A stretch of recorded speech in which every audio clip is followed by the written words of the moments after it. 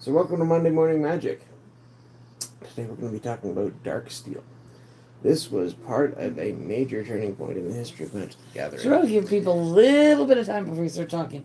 Because there's going to be ads and there's going to be people coming in. Well, maybe. Oh, I haven't turned the ads on yet, so never mind. Haha, tricked you everybody. There we go. Anyway, my hair is nuts. Don't worry, you won't have to look at it for long. We're going to get into looking at the cards. Thanks for coming out, Founder. DarkSteel was, as I was saying, a turning point in the history of Magic the Gathering. The year was 2004. We've already looked at Onslaught, which was the last set with the classical frames, card borders. Starting with the next block, Mirrodin block, we went to the modern frames, and they've been updated since then too. They're not quite even what they were then. But that was a major transition, and now they've even got a whole format based around modern, based around this time period where the card frames shifted and onwards. Anything pre-modern is a whole different category. So that's interesting. But in terms of the development of the game started out with a very high power level of cards with Alpha, Beta, Unlimited. There was a lot of junk too, but there were some absolutely powerful cards in that era. And that was considered the golden age. And it lasted probably through, I would argue, certainly Alpha, Beta, Unlimited, Arabian Nights, Antiquities. Still some innovation there with Antiquities and Legends going on heavily as well. And then after, when you get into Dark, Fallen Empire's Homelands, there was a real drop-off in power level very quickly.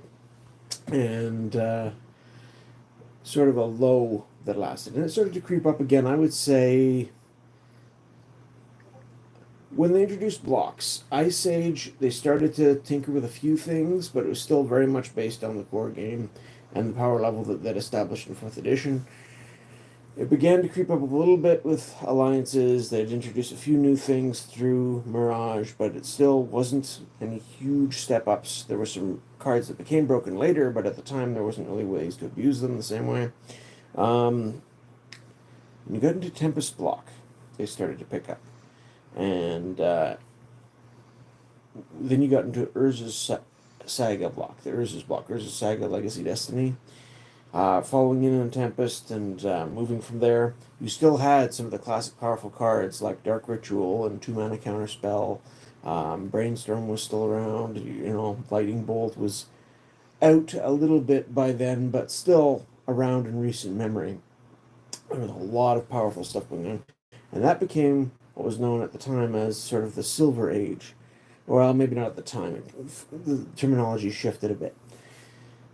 And then things would go down again. And interestingly, in the first stage with Alpha Beta Unlimited, you had the Mox and the Lotus, some very powerful artifacts. Even things like Time Vault and Icy Manipulator were considered very strong, and others. Then you get into Urza's block, another artifact heavy focused block. Then you get into Mirrodin, another artifact heavy block. And these were sort of the first initial 3 peaks in power level and development of the game. The initial sets, the Urza's block, and then Mirrodin block.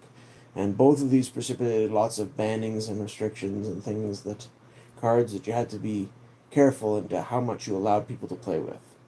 And so you had that going on, as well as this time shift into the modern frames where they're changing how they're presenting the game a little bit as well. So a lot of things are starting to change, and this block, Mirrodin, the set before this, DarkSteel is the second set in the Mirrodin block. 5th Dawn is the third and completing one. It introduced a lot of things. Story element-wise, it introduced the Plane of Mirrodin, created by Karn, who was a silver golem who was created for special purposes by Urza. So again, it ties back to Urza's block. It ties back to even Antiquities and the storylines they started to set up there. Please remember to take a rest and drink some water while streaming.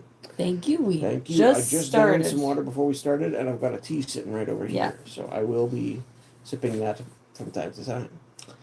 So, but thanks for joining us, and thanks for the reminder. In any case, where was it? You lost my train of thought.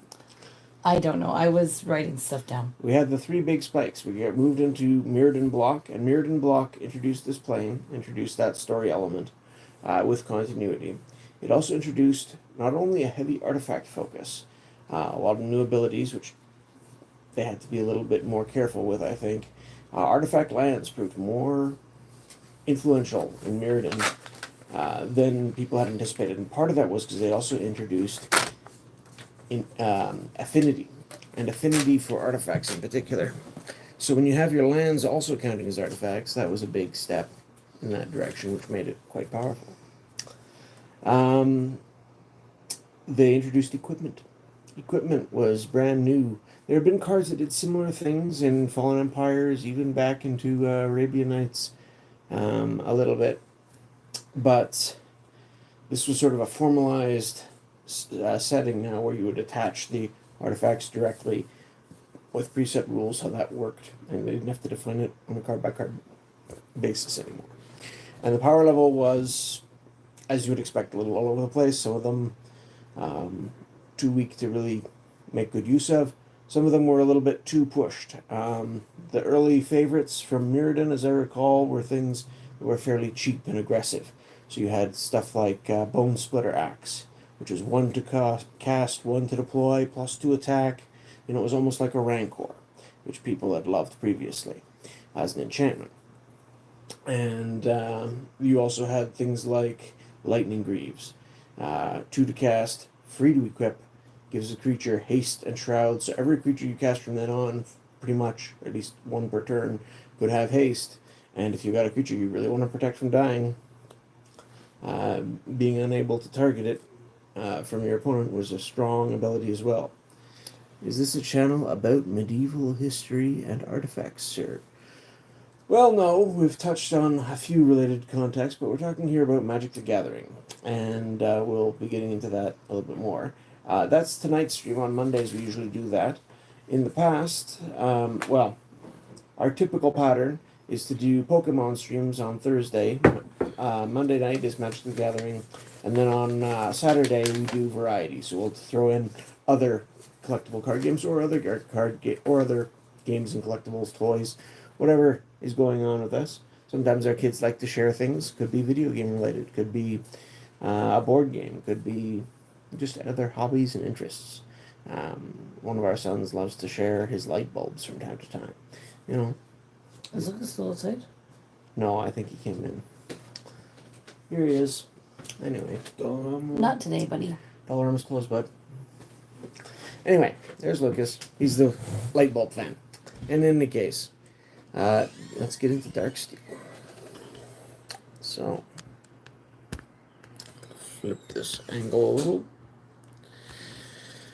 Now, unfortunately, this is, while a set that I really appreciated and loved to collect at the time, it's not one that I really delved into at the time. So later on, a little bit more down the road, I did pick up a booster box of it, went through, had great fun, had a lot of good cards to add to decks. This set has got a lot of stuff in it which really was impactful in the short term and the long term for gameplay. So let's just go through one at a time and take a look at some of these. So we've got the Auroch Glaive Master. This is a little 1/1 human soldier for 1, and as long as it's equipped, it gets +1/+1 and has first strike. So they've made a bunch of creatures which work well with equipment since then, but this was still a fairly new concept. As I said, equipment was a new concept, and so this would be something you could get going in an equipment deck fairly quick. Give me a bit of steel, and I'll deliver it into the hearts of my enemies. There you go. And again, everything in this set very artifact themed and flavored due to its origins. And I should have mentioned the story elements do go on from Mirrodin Block in a very sad direction later on when you get into Mirrodin Besieged and what's the other name in that block, and culminating in New Phyrexia. Obviously on an artifact heavy plane, when the Phyrexians start to get a foothold, they're going to be hard to uproot, unfortunately. But that's for the future. Echoing Calm. This is part of a cycle. 2-cost instant for white. Destroy target enchantment and all other enchantments with the same name as that enchantment. This is one of the weaker ones in the cycle, because there's not much in the way of token enchantments around where you get multiples of the same thing. If someone was playing a Crusade deck back in the day, of course that card's been phased out now due to reasons, but or a card like Bad Moon where you'd have multiple copies to buff all your creatures, then this could get rid of a double or a triple occasionally, but usually just that wasn't enough upside. You'd rather run Disenchant and be able to hit artifacts as well as enchantments and have more versatility. And we've got your Emissary of Hope, flying, 2/1 for 3.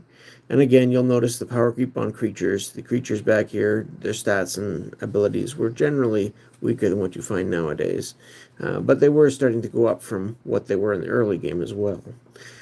Whenever it deals combat damage to a player, you gain 1 life for each artifact that player controls. So a little bit of extra life gain. Not that impressive, but its counterpart did a little bit better.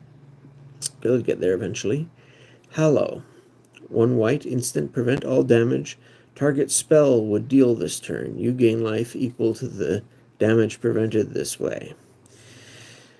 Again, damage dealing from a spell is usually fairly narrow. I mean, very useful against red, but most of the rest of the time, unless you come across a drain life or something, this is not going to be too useful. Even as a sideboard card, I don't remember this seeing a lot of play. But you've got the Leonin and the Art there. It's one of the popular tribes on this world. Blend with the Storm, then reply in kind. Razor grass there I always found to be a difficult concept to figure how you would get that to work practically. Leonin Battle Mage. Cat Wizard, 4 cost for a 2/3. Target creature gets +1/+1 until end of turn, and whenever you play a spell, you may untap the Battle Mage. This starts to get interesting if you get sort of like a lot of quick spells going on with Storm and with Recursion and things. But it's, you really have to have the right deck to really get enough value out of it. And even then, you can usually find something better to do, but it does have some serious potential. Now, oh, come on. I know I have this card. Are you missing it? I didn't. Okay. This must have been in an equipment deck that I had this pulled out for and didn't use, but I know I have one of these. Leonin Shikari. 2/2 for 2. You may play equip abilities anytime you could play an instant. So all those equipments that we've been talking about, being able to equip at instant speed is certainly quite handy at times. Her instinct is sharp as her blade, but yes, I remember seeing that card around in one of my equipment decks, and I must have missed it when I was pulling things to assemble this set. The light is really bad in here today. Luxton Mystic. An Elephant Cleric. I still would love to get my hands on an Elephant Graveyard. It's just one of those old cards that, over time there's just more options for it, but still. This one isn't one of the super good ones. Paying a white and tapping it to tap target creature is a nice effect. Master Decoys and things like that have gone back to Mirage, and they've usually been a playable little card, but there's something like a 1/2 for 2. This is a 3/3 for 5, so that ability isn't as effective on it, and the creature is just slower, and, it would still probably be a useful creature to grab and draft, but other than that, I don't think there's so much play. As the Nim storms across the plains, a lone priest stands in their path. At his silent gesture, the battle line breaks and the tide turns. Next we have Metal Fatigue. An instant, tap all artifacts for 3. Ordinarily, not a great ability. In a very artifact-heavy set and block, though, it could see some use, basically. You could lock down a sizable portion of your opponent's stuff, which might give you an opportunity to swing in or just slow down their game plan, since you can do it at instant speed. The Orc have fought the metal hordes for so long that knowing how to cripple them has become an instinct. Christmas lights. You have to wait till Christmas for that, buddy. This next one that I'm missing, I don't remember actually ever owning one, and that was Pristine Angel. So here you have a 4/4 for 6. So definitely not the power level you would expect to see at this point in time. And it's got flying, and as long as it's untapped, it has protection from artifacts and from all colors. And whenever you play a spell, you may untap Pristine Angel. So you can do some trickery with it and make it untargetable in response if you got untapping things. Protection is a powerful ability. Conditional protection, not as much, but it's still a little bit small for what you get by today's standards. On to the next page here. Do you want? Should I try and see if I can get this light a little closer? The lighting seems really bad to me. You could. We have a... Oh no! That's not better. Nope, that's not better. We have to move in a little bit. I gotta go around to this. Petron Ghost. So it's a spirit, and spirits were a creature type which was always interesting to find relevant copies of. Sometimes, I think I made a deck where that was relevant a couple of times. But otherwise, it's just a 1/1 flyer for 2, and you can sacrifice it to regenerate target artifact.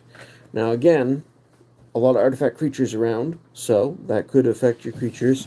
And being able to keep one of your artifacts or artifact creatures around certainly can be a handy ability, but its base body is a little bit weak. Here we have another cycle. The first That's one much of better. Pulse of the Fields. Sorry. Now all these pulse cards cost, there's one in each color, 2 of the color plus 1, so 3 costs. And this one is, you gain 4 life, then if an opponent has more life than you, return Pulse of the Fields to its owner's hand. So you can play it and then it comes back if you've got the right conditions. So, gaining life is not the most exciting ability to do, generally speaking, but when you can do it recursively, potentially, it does get a little stronger. This still wasn't one of the better ones, though, as far as I recall. Next, we've got Purge. Destroy target artifact creature or black creature. It can't be regenerated. So this is like the inverse of Terror, which destroyed a non-black, non-artifact creature. So this covered the other side of that coin, but in white and as an uncommon. I do remember some people toying with these just because it was such an artifact-heavy block that being able to hit artifact creatures was the main thing you were looking at here. But otherwise, yeah, it's a little too narrow for common use. Welcome, Dragonfang Dan. Helps. Thanks for stopping in. Hope you got a good trade. Ritual of Restoration. 1 white sorcery, return target artifact card from your graveyard to your hand. Now this is a white color-shifted version of Reconstruction from Antiquities. So that was 1 blue to return an artifact card from your graveyard to your hand. And that was the first non-basic land card for Magic the Gathering I ever owned. So to see a version of it in white brings back some warm feelings for myself, but I understand how this card, while handy in certain situations, isn't the most overwhelmingly popular. Leonin raising ceremonies take place at the White Sun's dawn, the rebirth of artifacts mirroring the birth of a new day. Now, this mention of the White Sun, that's another neat thing about this Mirrodin plane as it was initially conceived, and it followed through until its at least sort of demise or major changing, Getting his medicine ready. was that there's 5 suns, one for each color of magic. So there's a white sun, a blue sun, a green sun, a black sun, and a red sun, which is sort of interesting. Alright, and this is going to sleep, so I just need to... Where are we? Ah, yes. This next black here is another one I don't remember owning a copy of. Soul Scour. Destroy all non-artifact permanents. I have seen the end of times, a future in which all our kind are torn from this world. Have you seen this choice yet today? No. Okay. So 10 to cast is a lot. A very lot. Unless you're, being able to keep your artifacts around if you're playing an artifact heavy deck. There are ways to do similar effects, one of which we'll see later in this set. But this generally just costs too much for a conditional sweeper that is pretty all-encompassing, but artifacts, yeah, most opponents can take advantage of that as well to a certain extent. Yeah, I mean, again, there are ways of reducing costs or tricking things out, dream halls, for example, but not a card that I ever felt really inclined to going out and finding extra copies of in the first place.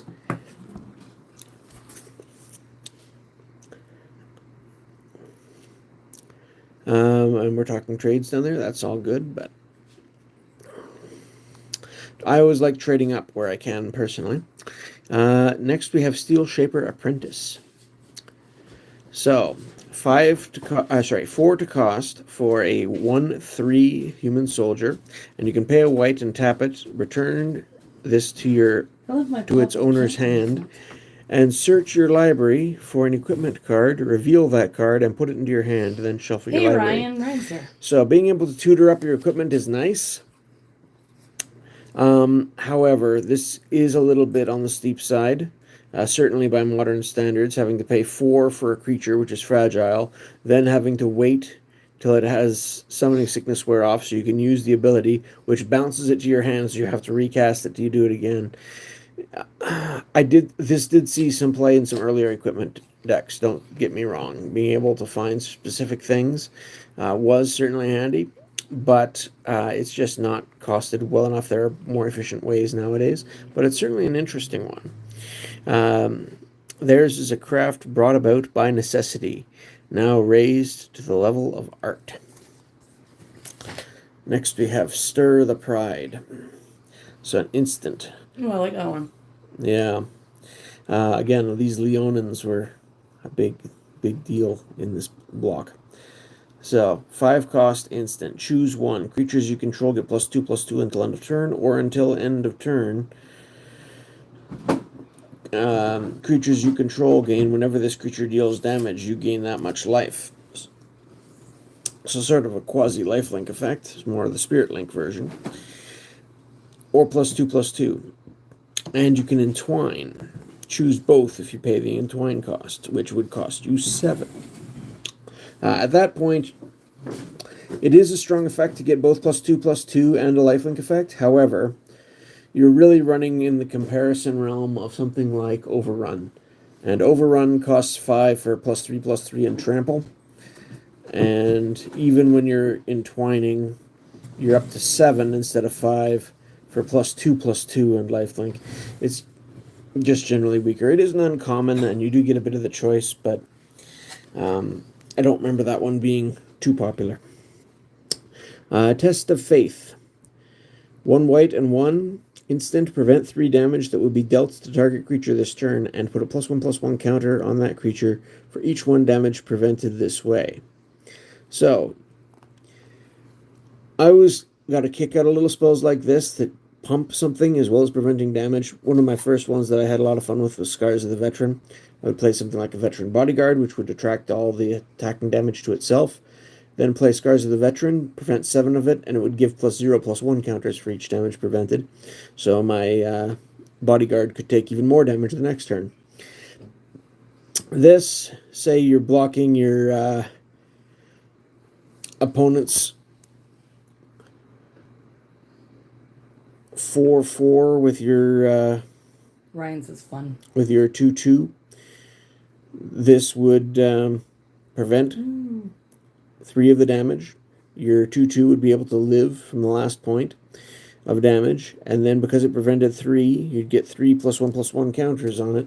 So your 2/2 would be up to a 5/5, and be looking forward to that counter again in the future. Not a bad little effect, but again, pretty niche. Still, a nice trick for people who weren't expecting it. Those who survive the test bear the mark of power anyone can recognize. I do like that quote. Next we have Turn the Tables. So, another Leonin-themed art. Instant for 5. Again, some of these expensive instants can be tricky to leave up enough mana for them. Your arrogance is my best weapon. I do like that flavor text. All combat damage that would be dealt to you this turn is dealt to a target attacking creature instead. So it's another one of these reversal type damage effects where it sends the damage elsewhere.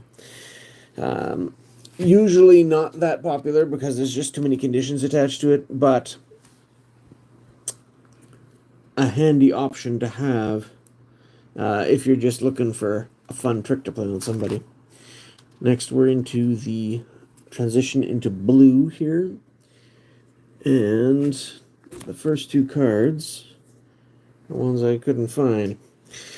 So first off, we have Carried Away. Enchant Equipment, so very specific.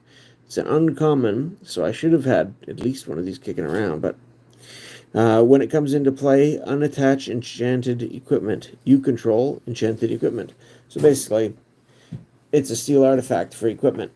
Very specific, but it only costs 2 blue. And at the time, people weren't sure how popular equipment were going to be. A lot of people did like experimenting with them, and there are some good ones in this set, like there were in Mirrodin. But, yeah, like I said, I just couldn't find one, so even though it's an uncommon, I don't really recognize it very much, and I don't remember it being played that much, to be honest. The other one here is Chromescale Drake. Pretty expensive for just a Drake and not a dragon, but there you go. It's 9, 3 blue and 6 for a 3/4, but with the affinity for artifacts, 1 less for each artifact you control. Like I said, you had Seat of the Synod, which was an artifact land. You could have other artifact lands in play as well, plus whatever other mana artifacts, or especially, but other artifacts. It was easy to get this down. Now, that'll only reduce the colorless portion of the casting cost, so even if you have 6 artifacts in play, it still will cost you 3 blue for your 3/4 flyer. And when it comes into play, reveal the top 3 cards of your library, put all artifact cards revealed this way into your hand and the rest into your graveyard. So it does give you a little card draw to go with it, but yeah, I still don't recall it being that popular. If you were playing in an affinity deck, there were usually better options, and people usually wanted their affinity creatures to be the ones that would turn themselves completely free, like the Mirror Enforcer. And oh shoot, what was the name of the other one? Frogmite? Do not know. I think something like that. There was a 2/2 artifact creature for 4 with affinity for artifacts, and a 4/4 for 7 with affinity for artifacts, that you could just basically be playing those both for free eventually, so that was nice. Next, we're on to Echoing Truth. Now, this one has stood the test of time. This is still a popular card to this day, in formats where it's legal. 2 mana for bounce spell, right back to good old Boomerang from Legends, was always a decent rate, and could give you some good options depending on the ability, or be used to combo with certain things. I remember with Boomeranging Stasis and things like that, for example. However, this one is return target non-land permanent. That's still pretty broad. And all other permanents with the same name as that permanent to their owner's hand. So, like I said, at the time, not bad. If your opponent's got, most people played play sets of 4 of something. So if your opponent has 2 or 3 Curt Apes on the board, or 2 or 3 whatever, you could bounce them all at once, which was potentially handy. But where this really started to take off was when people noticed artifacts. Welcome, Void. Thanks for dropping by. Artifacts that made tokens of things. So token creatures, or token lands, or not lands in this case, but tokens of anything. And this has become more and more popular. I've noticed this with a lot of the Magic sets recently, is the amount of cards that make food tokens, that make treasure tokens, that make clue tokens, that make all kinds of tokens. This is really great against that, because tokens can't go back to their owner's hand. So it tries to bounce them, but since they're a token, they just disappear into the nothingness from which they came in the first place. And if they've got a stack of 13 treasure tokens or whatever, well, it forces them to use them at instant speed, or they're just gone. If it's a wall of 1/1 soldier creature tokens or zombie tokens or whatever, as long as they've all got the same name, they're all disappearing. So Echoing Truth, quite efficient, quite good at dealing with swarms of, goblin tokens or whatever. I remember wall tokens. Yeah. There's definitely some of that going around too. Good old wall of kelp and other things. But yeah, this could sweep them all away, and still can, and it's still used a little bit. A single lie unleashes a tide of disbelief. So like I said, the white one that destroyed did the same effect for enchantments, less popular. But yeah, just bouncing any permanent instead of destroying an enchantment, you can see why this is far more broadly useful. Hoverguard Observer as an uncommon 3/3 flying for 4, and it can block only creatures with flying. So usually you'd want to be aggressive. Technically that is a downside, and the cost is a little bit more steep if you're comparing it to something old school like a Phantom Monster. I'd rather run that than this most of the time. However, again, in draft or something, a 3/3 flyer for 4 isn't horrible and could certainly do some work for you. It could be made to run silently, but its low hum reminds the Neurok that they're always watched. Next we have Last Word. A 4 mana counter spell. Can't be countered by spell or abilities. So, they've made things that do this sort of effect, but worded a little differently since then. Usually it's something we'll have split second or something like that. But, are they putting Shroud on spells now? I've lost track.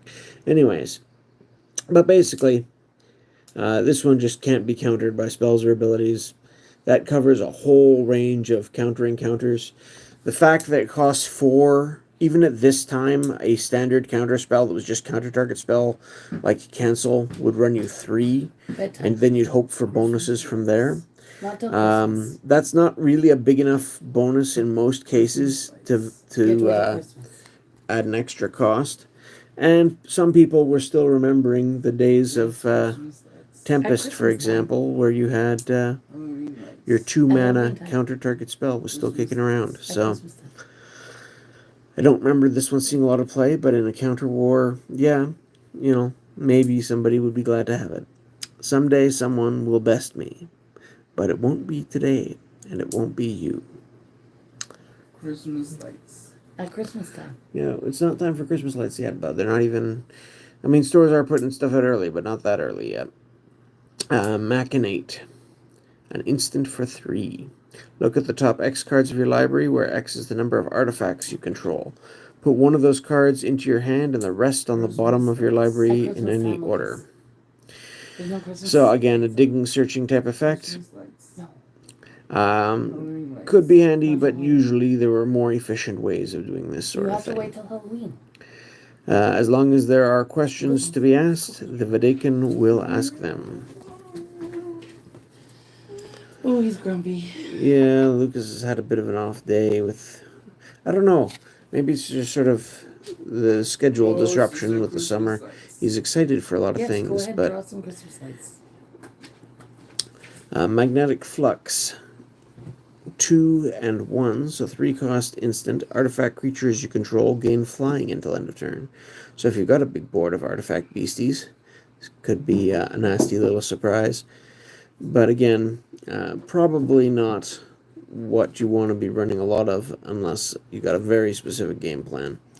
After the researcher's astonishing success, his assistants spent 6 hours finding a way of returning the specimens safely to the ground. Just a fun little thematic common. Neurok Prodigy. 2/1 for 3, flying. Discard an artifact card from your hand to return it to its owner's hand. So again, sort of a Blinking Spirit type effect, except you're discarding a card to save a card. So, not nearly as powerful. A little bit cheaper than Blinking Spirit was. That cost 4, this costs 3. Yes, Christmas lights. At Christmas time. Artifacts were popular enough so you'd often have them kicking around to discard if you wanted to. However, Christmas lights. At Christmas time. This wasn't, again, it was just a common, so it's flavorful enough. Why should I be bound by the rules when I can see so far beyond them? We've got Neurok Transmuter. 2/2 for 3. 1, pay a blue. Target creature becomes an artifact in addition to its other types until end of turn. Or pay a blue until end of turn. Target artifact creature becomes blue and isn't an artifact. So this is sort of like a liquid metal coating effect that came later, but tied to a creature. I don't remember it being as popular as that ladder card was, but it's still an effect that is neat to see was toyed with at this early stage. Yeah, most damage was single targeted. Yeah, I still remember Pyroclasm being such a huge deal when it came out in Ice Age, but now you'll notice, this being a small set, I think it's only about 140 or 50 cards. There was only about a double-sided page of white things, and it'll be similar to that for each color. Almost half this set is artifacts, so you can see that's where things really lie. So here's our uncommon Psychic Overload, 4 cost. Enchant Permanent. When Psychic Overload comes into play, tap Enchanted Permanent. Enchanted Permanent doesn't untap during its controller's untap step, and Enchanted Permanent has discard 2 artifact cards from your hand to untap this permanent. So it will definitely impede something, but it doesn't completely lock it out. Because there's always that chance that your opponent will be able to muster 2 artifacts, and if it's important enough to them. And for a 4 cost enchantment that can be cleared by getting rid of an enchantment, it's really not that strong a lock. And probably not worth running. Here's the Blue Pulse, Pulse of the Grid. Draw 2 cards, then discard a card from your hand. Not a bad little effect. Usually that's about what you would expect from paying 3. You could get just draw 2 cards, or something like draw 2 and then discard. And then if an opponent has more cards in hand than you, return Pulse of the Grid to its owner's hand. So, again, potentially reusable card draw and filtering and getting things into your graveyard. This one certainly saw more play than the white one, as I remember, among the friends that I played with. However, usually it wasn't as efficient a card drawer as others that you could find. But if you built your deck the right way, the recursion was a real threat. Before labs or lectures, there was insight. Now, more affinity for artifacts. We got a Quicksilver Behemoth. I always loved Quicksilver Dragon from back in the day, so I was glad they kept that theme going here. 7 base affinity for artifacts. change the So again, cost. it could get this down to a single blue if you had enough artifacts going. For a 4/5 creature, and when it attacks or blocks, return it to its owner's hand at end of combat. So yeah, that was the downside with this. It is just a common. So basically you wanted to have that artifact pool up so that you could just keep recursing this for 1 or 2 mana. And yeah, it was a decent sized body, but that bouncing does limit it a fair amount. And then we're into a couple cards I couldn't find again. So for blue, that puts us... Did you have them, or you just couldn't find them? Or There was that one that I'm sure that I had, but in this case, I know I used to have one of these. I don't know if I still do. Reshape was 2 blue and X. As an additional cost to play, Reshape, sacrifice an artifact, search your library for an artifact with converted mana cost X or less, and put it into play, then shuffle your library. So, this is sort of the fixed version of Tinker, which got way out of control, or transmute artifact type effects. They just wanted to make sure that it was more expensive, and depending on the costs of the artifacts. Because, yeah, just sacrificing an artifact to go get an artifact, that was way too abusive with previous cards, so they toned this one way down. And this one was nowhere near as good as the previous ones, and so I've got several Tinkers in my collection.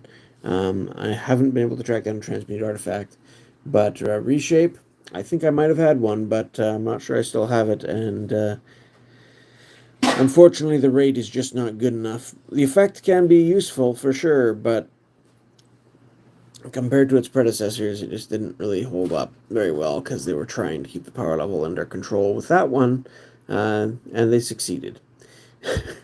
Retract. 1 blue instant, return all artifacts you control to their owner's hands. Again, very situational. There can be times when you want this sort of thing, but for the most part, not an effect that you're anxious to run a lot of. And yeah, one I didn't go seeking out because I didn't have an immediate need for. Second Sight was, I guess I should technically, since I had those up here, read their flavor text, because it does help build the world. Today's paperweight, tomorrow's leveler. You know, again, getting a weaker artifact for a stronger artifact, but they made it more difficult. Secrets are meant to remain secret. Memnarch. And the Memnarch we will get to in a little bit too here. That's actually the art on the box there, the display stand, you can see. Second Sight. 3 cost instant. Choose one. Look at the top 5 cards of an opponent's library. Then put them back in any order. Or look at the top 5 cards of your library. Then put them back in any order. And you can entwine for 1 blue. So you pay 4. You get to do that to both. That's a lot of digging and seeing what your opponent's doing, and or getting your own next draw set up. But it's still not actually giving you card advantage. It's just knowledge. And so while that has become more popular lately, it still wasn't really enough that a lot of people wanted to run this for costing 3 or 4 mana to do at that time. Even now, I think there's cheaper ways. Where we have a Syninnod Artificer. So 1/2 for 3, and you can pay X and tap it to tap X, target non-creature artifacts, or untap X, target non-creature artifacts. So again, being able to tap or untap things, handy depending on the situation. But it isn't a very impressive creature at a 2/1, and having to untap with it to be able to start doing stuff with is a bit of a pain, but potentially quite useful given the right setup. Memnarch shared a touch of his power with the Vidican in return for their service. It is a debt he intends to collect. And you've got the Vidicanin Engineer. I do remember running this one a little bit from time to time. 1/1 for 2. And you can tap it to add 2 mana of any one color to your mana pool. Spend this mana only to play artifact spells or activated abilities of artifacts. So, the fact that you're paying 2 mana, but it taps for 2, it takes the right deck build, no doubt. You want to be in a heavy artifact deck. But if you're looking for a mana dork in an artifact deck, this is a little bit more efficient than your average mirror. The fact that it isn't an artifact definitely hurts affinity, but, like I said, it also color fixes as well as being 2 mana, so that's potentially quite a useful one, and I have toyed with it from time to time. Art is unknown to the Vidican. For them, all creations must serve a purpose. And then we've got Vex. I believe this was a reprint. I'm not entirely... Well, might have been new at the time, I forget. A blue and 2 for an instant. Counter target spell. That spell's controller may draw a card. Yeah, this... Not a great counter spell for 3 mana. Even if it is a little bit more generic, people would tend to just run cancel, I should say. And then we're transitioning over to black.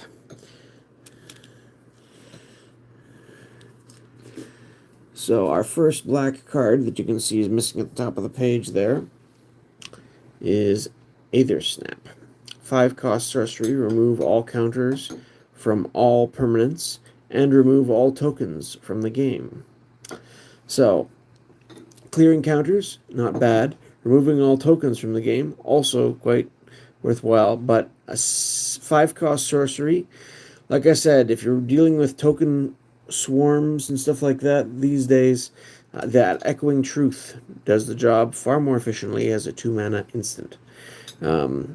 But this doesn't require them all to have the same title, so there is still extra use there, but it's still 5 cost is a lot.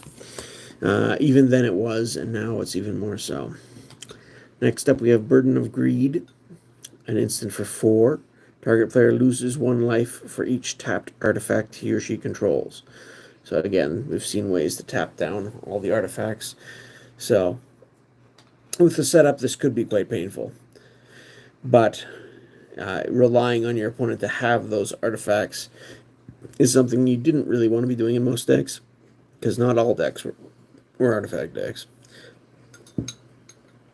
The one who dies with the most toys is still dead. Gareth, Keeper of the Vault, and that's a takeoff of, like an old bumper sticker saying that there was a couple decades ago, the one who dies with the most toys wins. Yeah, no, not really. But here we are. Next we have Chittering Rats. 2/2 for 3, double black. When Chittering Rats comes into play, target opponent puts a card from his or her hand on top of his or her library. That type of effect is certainly annoying. It can slow your opponent down a little bit, for sure. But there you go. There's a lot worse you could do in a draft or something like that. If you're just looking at a deck that's all about inhibiting your opponent's resources, this might work. There are other options, though. Next, we have a Death Cloud. That's just lovely, isn't it? Triple black and X to get it going. Each player loses X life, then discards X cards from his or her hand, then sacrifices X creatures, then sacrifices X lands. So it's kind of like a Super Pox if you can really get it going, but that's a big, big cost. The swarm's millions wings stir the foulest breeze. But yeah. And again, this is both sides or all players. It's not. It's a bit of a reset button, but even then, to get it going, there'll usually still be a few things on the board. I don't remember this one being all that popular. The art is interesting, though. It is. Next we have the black echoing spell, Echoing Decay. Again, 2-cost instant. Target creature and all other creatures with the same name as that creature get -2/-2 until end of turn. So again, if your opponent's playing 4-ofs, you could often hit 2 things for -2/-2. But where this really shines is against token creature swarms. I still think the Echoing Truth is better because, again, it can hit non-creatures. And this, if your enemy's token army is of elephants that are 3/3s, or centaurs that are 3/3s, or any sort of thing that's bigger than a 2/2, this is going to be a little disappointing. Still have some effect. It can sure, help to shrink down that army for a time, but where it really shines is against the little 1/1 or 2/2 goblin, zombie, knight type tokens, soldier tokens, things like that. Still certainly can be useful, and I think I still see this played every once in a while, but nowhere near to the extent of Echoing Truth. It does, I think, see more play than the white one, however. Next, we have Emissary of Despair. Again, this is parallel to the white one, but this one did it a little bit better and saw a little bit more use. Because, again, you're getting your 2/1 flyer for 3, and when it deals combat damage to a player, that player loses extra life for each artifact he or she controls. So that can get quite painful against the right deck. And whereas the other one gives you a little life bonus, being able to drive down your opponent's life total is usually seen as the better effect. And so this one I definitely remember seeing more play. Essence Drain, cost of 5. Essence Drain deals 3 damage to target creature or player, and you gain 3 life. Yeah, this is basically requires less black than a Drain Life. However, it's just locked into the 5 cost for 3, whereas with Drain Life, you could get value from it at a range starting at 3 mana all the way up to as much as you had, and it just kept getting bigger life swings. So it was just sat in the shadow of those Drain Life cards that had been around. I think Drain Life was even in Mirrored in Block 2, wasn't it? It might have been. Dross claims all life within it. What cannot be twisted is absorbed. Then we've got Greater Harvester. I tried to make this one work for a time, but it's tricky. 5 cost for a 5/6 horror. At the beginning of your upkeep, sacrifice a permanent, which again, tokens were still in their infancy. They weren't nearly as widely available then as they are today. Whenever a Greater Harvester deals combat damage to a player, that player sacrifices 2 permanents. Certainly annoying. Great Drain art. Yeah, it is pretty. It does get the thought across on that one for sure. But yeah, with the downside to manage, it just, you can find better options now. They don't like putting downsides on creatures all that much these days, I've noticed. They really could and should, in order to get really powerful creatures, go back to having some sort of downside. I think that is flavorful and makes a lot of sense.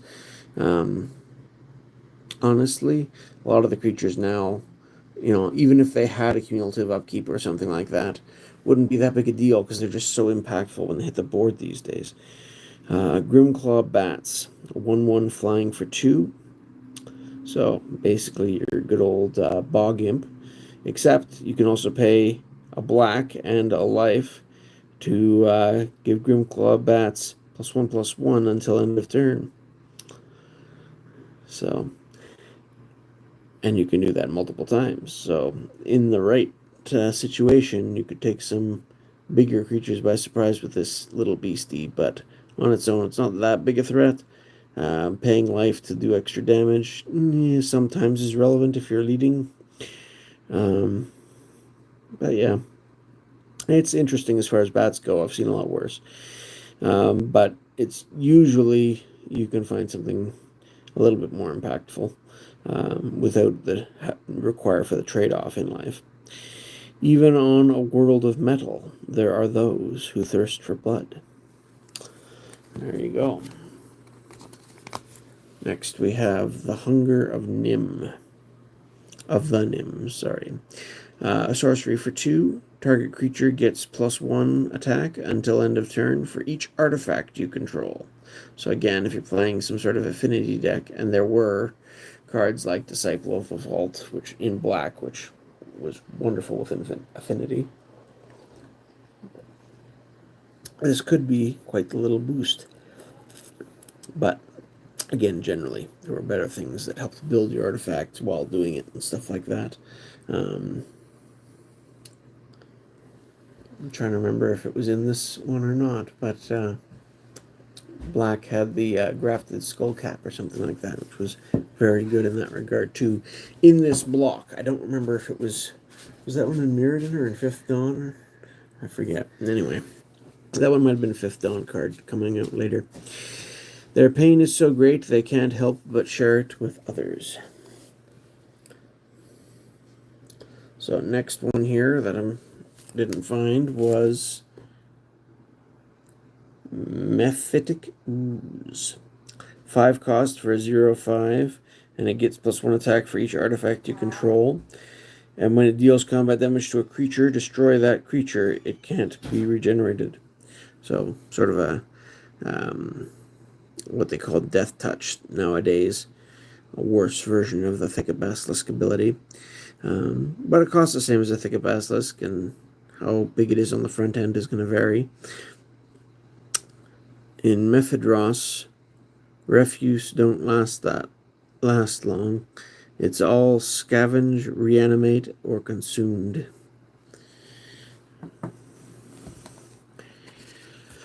Then we have Murderous Spoils.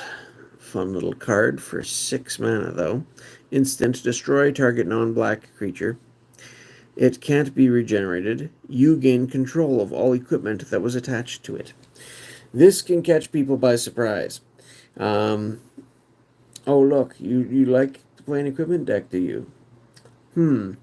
Assuming they don't have a way of protecting their creature from spells, this can net you some real value if they've got multiple equipment on a creature.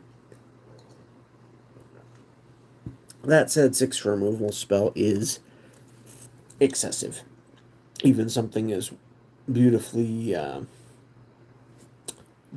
diverse in its targets as Desert Twister never saw much play. So, neither did this, but you could surprise somebody with it occasionally. And they didn't like it when you did. Nim Abomination. 3 cost for a 3/4. This is definitely on the more efficient side, and it's a zombie, so that can matter in some decks. At the end of your turn, if Nim Abomination is untapped, you lose 3 life. So it really, really wants to be attacking every turn. Right. Sort of like an Urg Raider in that regard, except a little more expensive and a little bit bigger. And a little bit steeper downside. But that's the general gist of the idea of it. It is one of the oldest Nim, steeped so long in the dross that it has lost all vestiges of humanity. And following that is Pulse of the Dross, which I wasn't able to find a copy of. But this is the black Pulse card. So again, 3 cost. Target player reveals 3 cards from his or her hand, and you choose one of them. That player discards that card. Then if that player has more cards in hand than you, return Pulse of the Dross to owner's hand. Now this one is a little bit trickier to set up the recursiveness of, because generally speaking, if you're wanting to be playing hand destruction, they're not going to have that big a hand if you're doing it properly. So you might try throwing one of these in a deck, and in some circumstances, you might get some extra value out of it. But even then, if they've got a huge hand, they're getting to show you the 3 cards that you can pick one of. So it's not going to be able to mess with them as much as you might hope. Yeah, there's a reason I haven't sought this one out. Before tyrants or torturers, there was evil. Next up, we have the Scavenging Scarab. 3/3 for 4. And it can't block. Oh, yeah. All downside. Just a basic common to fill out your curve, basically, and you're hoping to be aggressive with it. If you like bugs, it's a cool card. I suppose. It's really not great otherwise. The beetles feed not on the flesh of corpses, but on the metal, grinding out the iron and steel to add to their own bulky shells. Then we've got Screams from Within. A little bit nasty. 3 cost again. Enchanted creature gets -1/-1. When enchanted creature is put into a graveyard, return Screams from Within from your graveyard to play. So it's a small downside effect on a creature, but it comes right back when the creature dies. So if you're playing this on a bunch of 1/1s, this can take out a lot of them. If it's a card that's not a token and goes to the graveyard. Or if it's played on bigger creatures to hobble them a little bit, then if the creature is finally cleared, yeah, you can move it to something else, and yeah, it's still some value. It's recurring value over a long time. It's not a big effect all at once.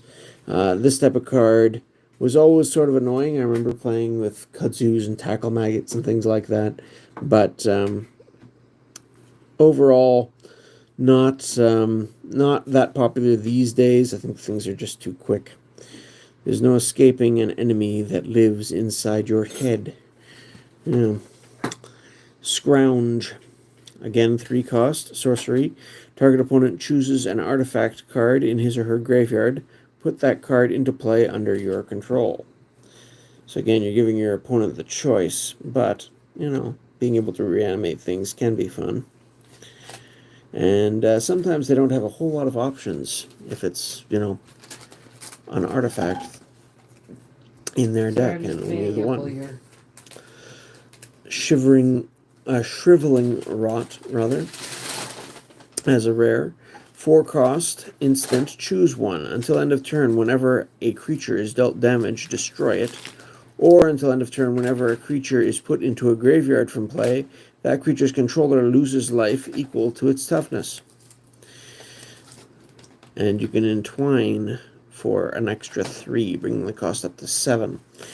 That can be quite brutal. You play this with a Pyroclasm, and all of a sudden the whole board dies and deals damage equal to their toughness.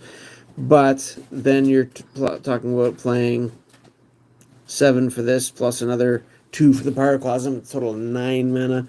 It gets so expensive to get good value, but I won't say it can't be done. And then we're into red.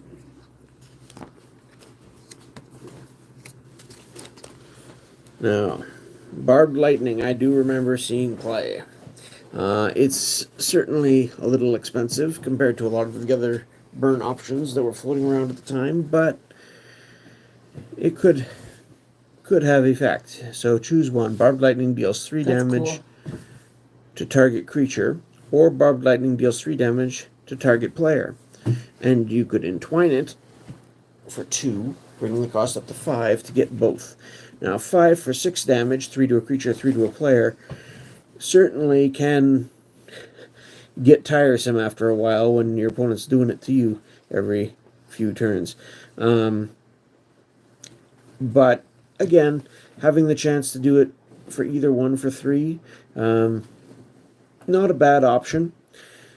There are more efficient ways. Even though Lightning Bolt was pretty much phased out by this time, you could still get Incinerate type effects where you could get 3 damage for 2 as spot removal. at instant speed. But yeah, just having the added extra oomph later on did, I knew people who played this card, and it was annoying. Every creature on Mirrodin is a lightning rod. There you go. We got a Crazed Goblin, 1/1 for 1. Crazed Goblin attacks each turn if able. Pretty simple little downside, and in the right deck, it could still be run, although there were goblins that would actually give you upside instead for a 1/1 for 1. So most people tended to run those.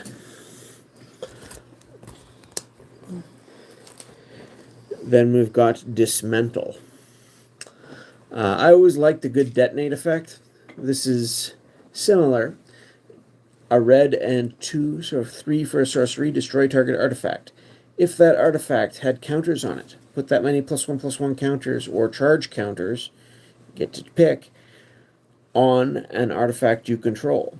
And this is sort of a recurring theme, working with charge counters or +1/+1 counters. There's a few things they came out with that would do that quite effectively.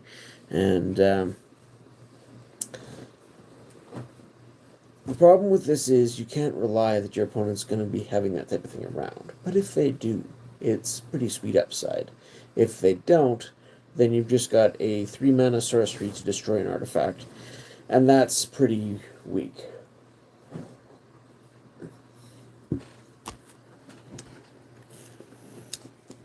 Drooling Ogre. 2 mana for a 3/3. And whenever a player plays an artifact spell, that player gains control of Drooling Ogre. So, if you can trust your opponent not to play many artifacts, this can be quite efficient. But, yeah, that wasn't happening much in this block, and I wouldn't trust it much in a lot of places other than that either. So, I don't remember this being used at all, really. It is the stomping kind. Is it the stomping kind or the munching kind? Quote from Slowbad Goblin Tinkerer. Here's Red's Echoing card. Echoing Ruin. Destroy target artifact and all other artifacts with the same name as that artifact. So this will still wipe out your opponent's horde of treasure tokens, or food tokens, or clue tokens, as well as certain types of artifact creature tokens, but not quite as diverse as Echoing Truth. But Echoing Ruin, I would say, is probably up there for dealing with tokens. Sorry, I just moved that way. Pretty comparable to the black one. I would say, yeah. Was that Echoing Decay?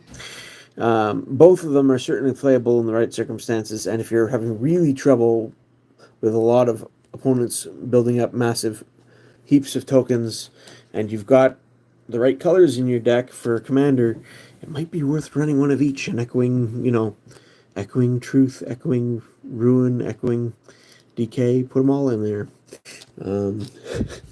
Sometimes it's worthwhile. And the next card that I couldn't find a copy of. Where are we here? Are you kidding me? I know I have this. What? It's just the reprint of Fireball. That's ridiculously disappointing. Yeah, Fireball was reprinted in this set, and that was actually a big deal, because this is a card that had been around since Alpha, had sort of fallen off of use, and people were just glad to get it back as an option. 1 red and X to deal X damage to any target as a sorcery is, decent rate, and can be useful early game, mid game, late game, depending on the situation. And then you've got the extra option to pay an extra 1 for extra targets, but the damage is split evenly between the targets. So it can be hard to balance that and get good value out of it, but it's still nice to have the option sometimes. I don't remember if I split a Fireball more than once. I may have done it twice or something at once, but usually once was all you would ever split it anyway. Oof. The spell fell upon the crowd like a dragon, ancient and full of death. So yeah, a return of an old alpha staple, basically. But yeah, I know I have this card. Why couldn't I probably just overlooked it because it's such a common, Maybe. everywhere type card that I thumbed past it, not realizing this was the set they reprinted it in. Could it be in that box? I doubt it. I think that was just commons in that box for this set. Then we got Flame Break as the rare, 3 red. Flame Break deals 3 damage to each creature without flying and each player. Creatures dealt damage this way can't regenerate this turn. So this was supposed to be a little bit of an up-powered Pyroclasm. Except Flyers escaped it, but it does hit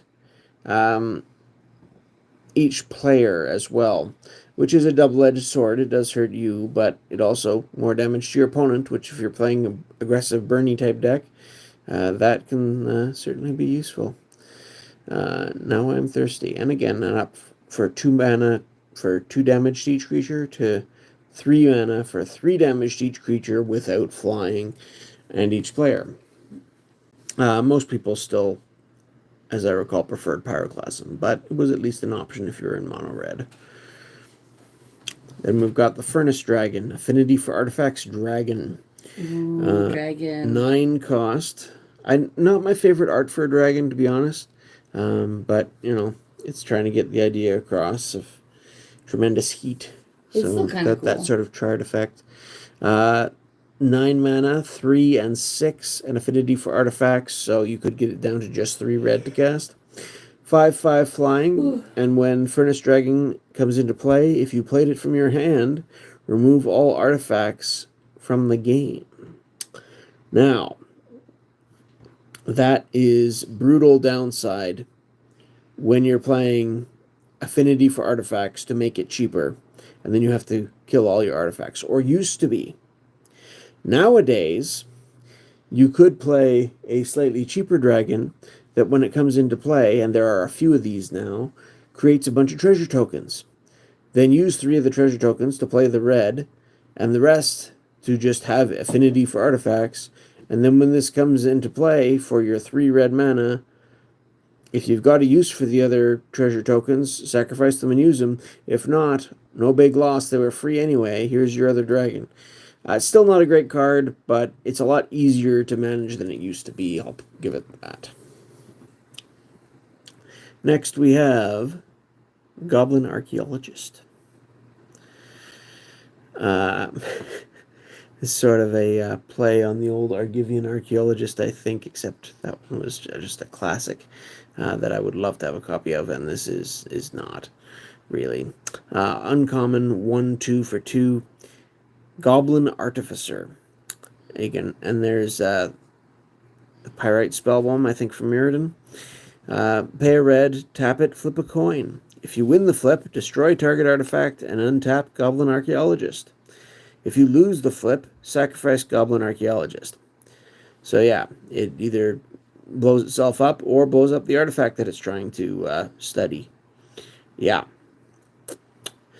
Not great. Always easily impressed. Drug was about to be blown away. Very cute.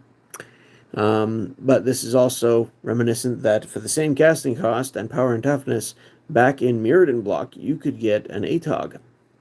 And that was another reprint from back in Antiquities, which people were excited for just because Atog was always a lot of fun if you got it going in the right deck. And having an artifact-themed deck meant there were some cheap artifacts you could use with it. But yeah, Mirrodin block was full of fun little thematic and card reprint types goodies like that. I really enjoyed it as a block.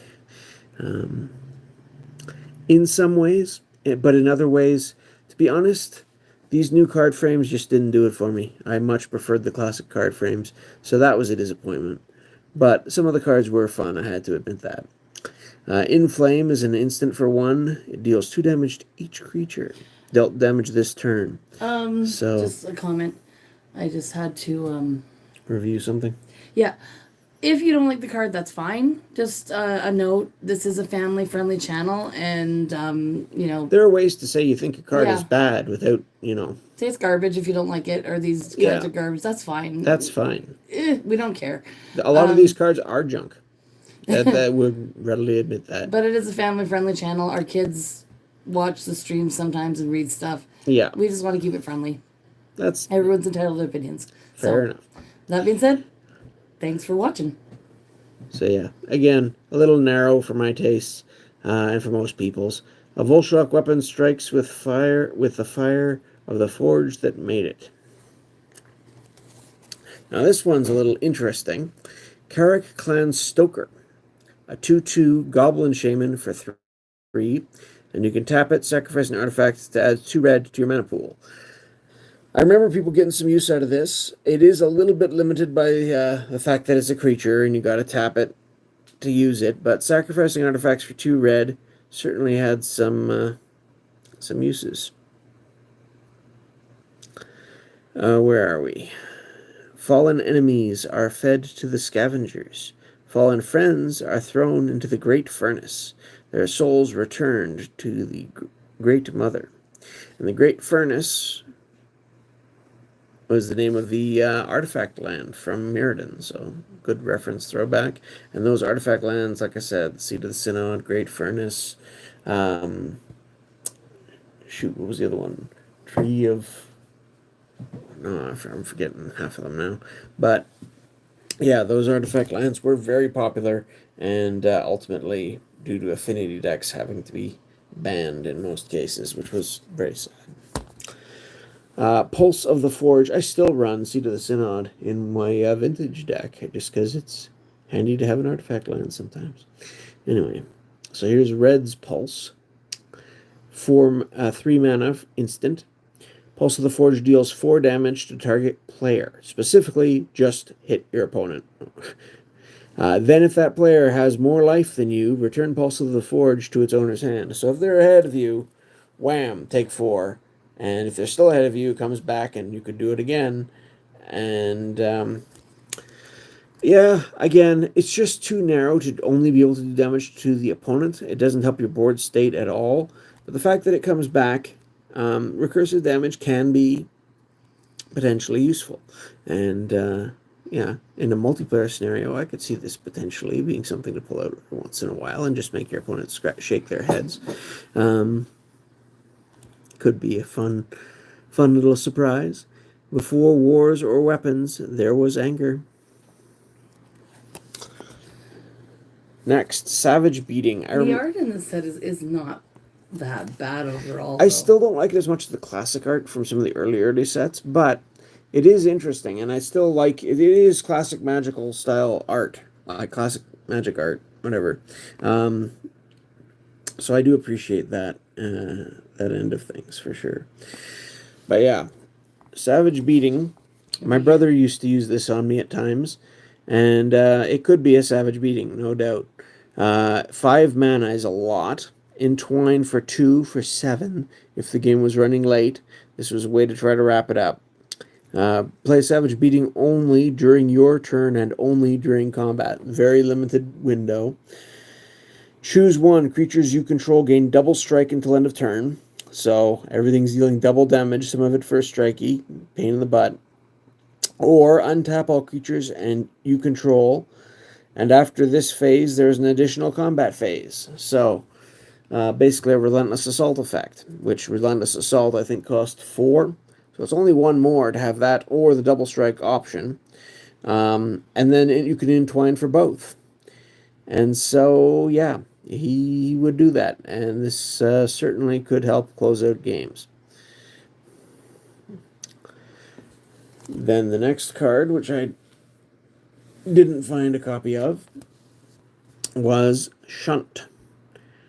So, instant for 3, change the target of target spell with a single target. So basically, this was Deflection. Except it cost... Deflection was a blue and 3. This is 2 red and 1, so it's actually cheaper than Deflection, and in red. So yeah, I at this time Deflection had fallen out of favor, so they were trying to bring it back. I still remember every so often that would show up, but it's not super wonderful by any means. Slow Bad Goblin Tinkerer, I've heard, has been used for a variety of commander builds if you're looking for a artifact theme in red for your commander. A 2/1 for 2 is nice and cheap, and you can sacrifice an artifact to make target artifact become indestructible until end of turn. So again, keeping your key stuff alive is a handy little ability. Being able to sacrifice artifacts at will can be a useful effect in some decks as well. So there you go. There's your Goblin Artificer legend. I used to joke that he had been exiled for being too smart. Now I know why he never laughed.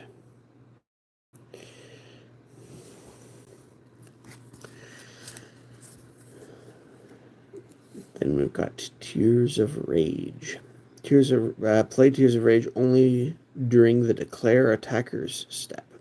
4 cost, attacking creatures you control get plus X attack until end of turn, where X is the number of attacking creatures. Sacrifice those creatures at end of turn. So this is one of those all-in, let's get it done this turn or I gotta lose my army type cards. Which is probably fine if you're using a lot of creatures which die when they attack anyway. There are a few of those. In red, Unforge. An instant for 3, destroy target equipment. Very specific, this removal. That equipment, if that equipment was attached to a creature, Unforge deals 2 damage to that creature. So it can be double removal if the equipped creature was smallish.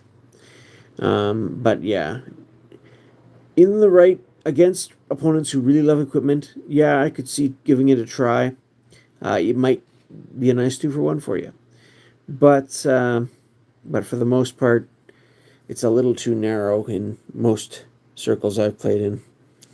Compared to the fire of the forge, the strength of steel is nothing. Equipment, from what I've...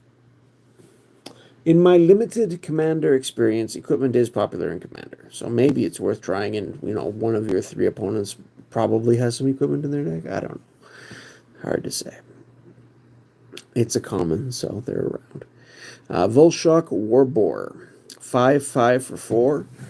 I remember the days of Balduvian hordes in red for that rate, and man, people were excited about that, and man, it wasn't good. When it comes into play, sacrifice it unless you sacrifice an artifact. So yeah, you're giving up a card with this too, but you've got more control over it, and that's probably easier to do now, again, with treasure tokens and things than it used to be. But again, a 5/5 for 4 is not as impressive as it used to be, so there's that too. It must eat its weight in metal daily, or its furnace-like belly will consume itself for lack of fuel. And that's wrapping up red. On to green. So what would you say is the top card and the best card in this set? Oh, this set is renowned for its artifacts, and we haven't even begun that yet, so I'm not going to delve into that too much at this point. But there are definitely some classics in there. But again, those echoing cards, some of them are pretty strong. Just nice little utility cards to have for sure, if you're talking just power level. Ageless Entity I did not find. 4/4 for 5. Elemental. When you gain life, put that many +1/+1 counters on Ageless Entity. Again, pretty vanilla, but it's a way to get a lot of more counters on the board. Especially if you find a way to abuse that. So, in the right deck, it might be worth trying out. I don't know. Tel'Jalad's sworn protectors are the trolls, yet more fearsome protectors were created by the Tangle itself. And here is Echoing Courage, green's echoing spell. Not a removal spell, so not as useful as some of the others, but I do remember this one being a nasty surprise at times in the right deck. 2 mana instant. Target creature and all other creatures with the same name as that creature get +2/+2 until end of turn.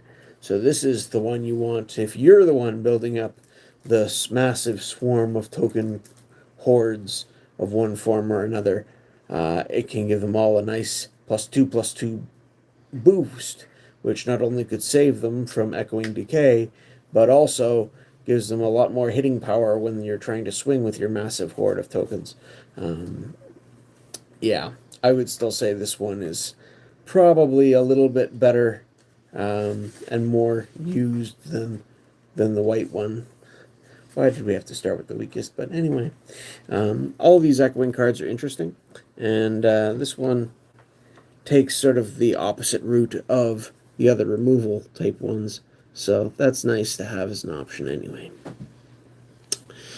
Then we're into the Fangren Firstborn. 4 mana for a 4/2 beast, and when it attacks, put a +1/+1 counter on each attacking creature. That's a lot of green. And again, it's a fairly fragile body size that probably won't live long.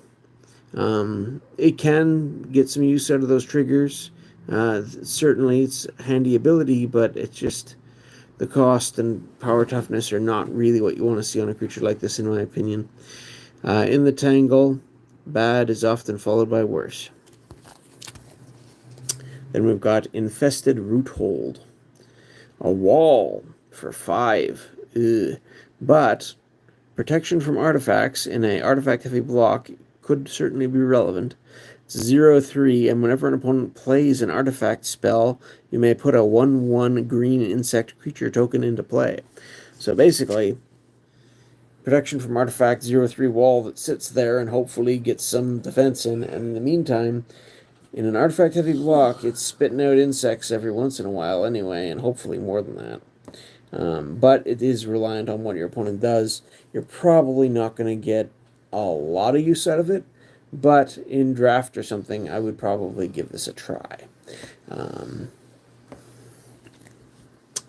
Karstoderm, 4-cost beast, comes into play with 5 +1/+1 counters on it. So again, a 5/5 for 4. Little more common in green.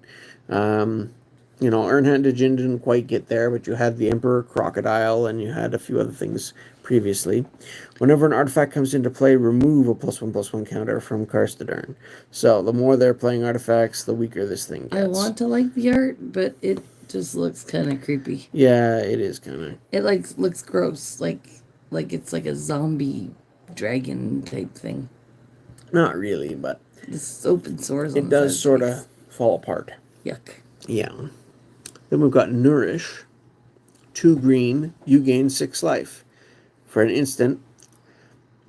Honestly, it's not a horrible rate. 6 life can be relevant and buy you a turn. But most of the time I would just rather run something like a Healing Salve, which can also prevent damage to creatures and keep your board state better. This does nothing for your board state, other than potentially keeping you alive an extra turn. If you combine it with things that are out there now, which have extra triggers when you gain life or something like that, maybe. But even then, I think it's a fairly weak card. And you're then creating a reason to run weak cards. Gel Fruit grows abundantly wherever Scyvevok druids live, as if the Tangle knows that humans are not as hardy as the beasts or as nimble as the elves. Then we have Oxidize. 1 green, instant, destroy target artifact. It can't be regenerated. Simple. Single green artifact removal. Oh, that goes back to, was it Antiquities or was it the Dark Crumble? I think that was Antiquities. But Crumble had the upside of your opponent getting life for the artifact you removed. This doesn't have that. The artifact can't regenerate. It's not bad. I think I've seen it used in certain decks where you wanted, some, but it has to be in a format where there's a lot of artifacts that are very impactful, which this was, to be fair. Otherwise, it might be a sideboard card. It really depends. And again, the quote, ashes to ashes, rust to rust. There you go. And then we've got the green Pulse, which I happen to have a foil copy of, interestingly. Pulse of the Tangle. For 3 mana, you get a 3/3 beast creature token. That's not a horrible rate. Even by today's standards, you could do worse. It's not great. It's a vanilla 3/3 green token for 3.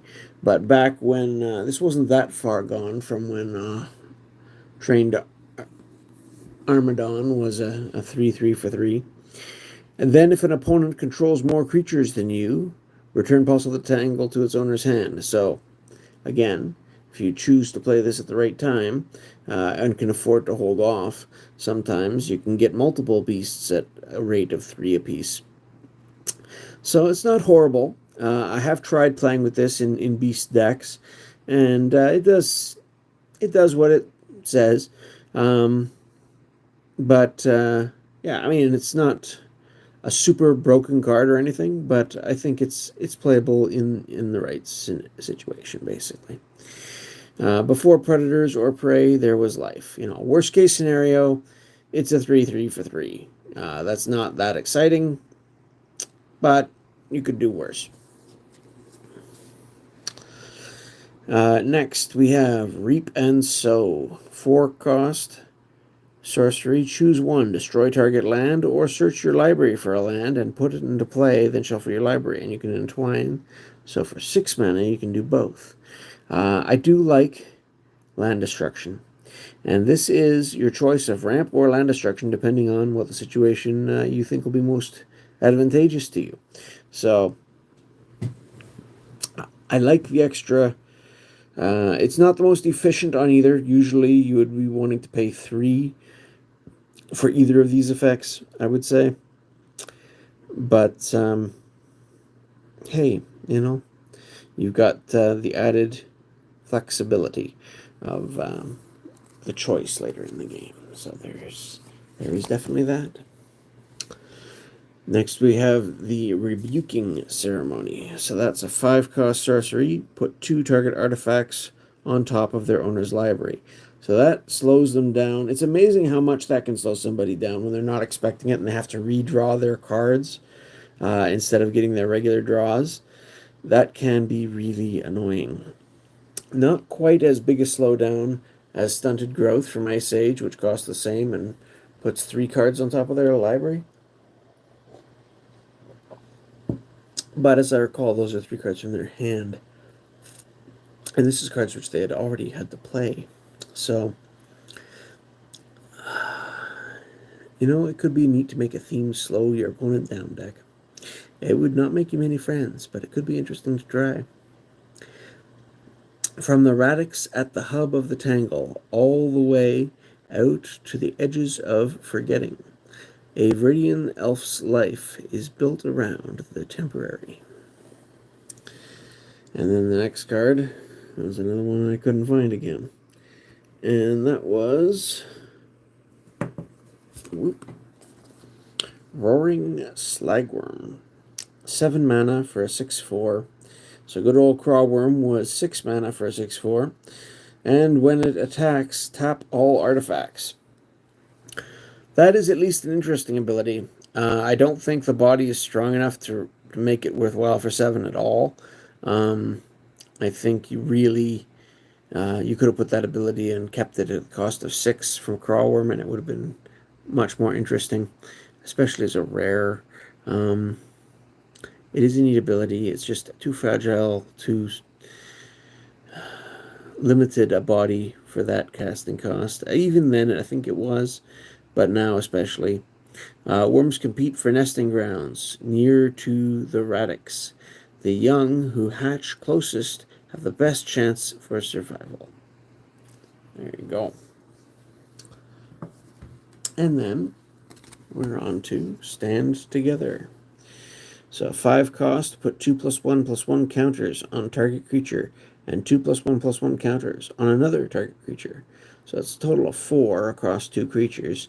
It certainly could have some good effects, but 5 for a combat trick is a lot, even if it does.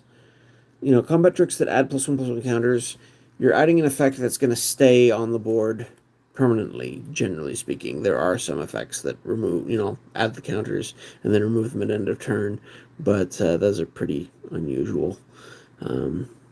Strange times make for strange allies. There you go. Then we've got a Tangle Spider. 6 cost for a 3/4.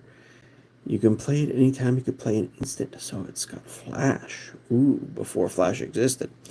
Tangle Spider may block as though it had flying. That's, again, totally expected for a spider.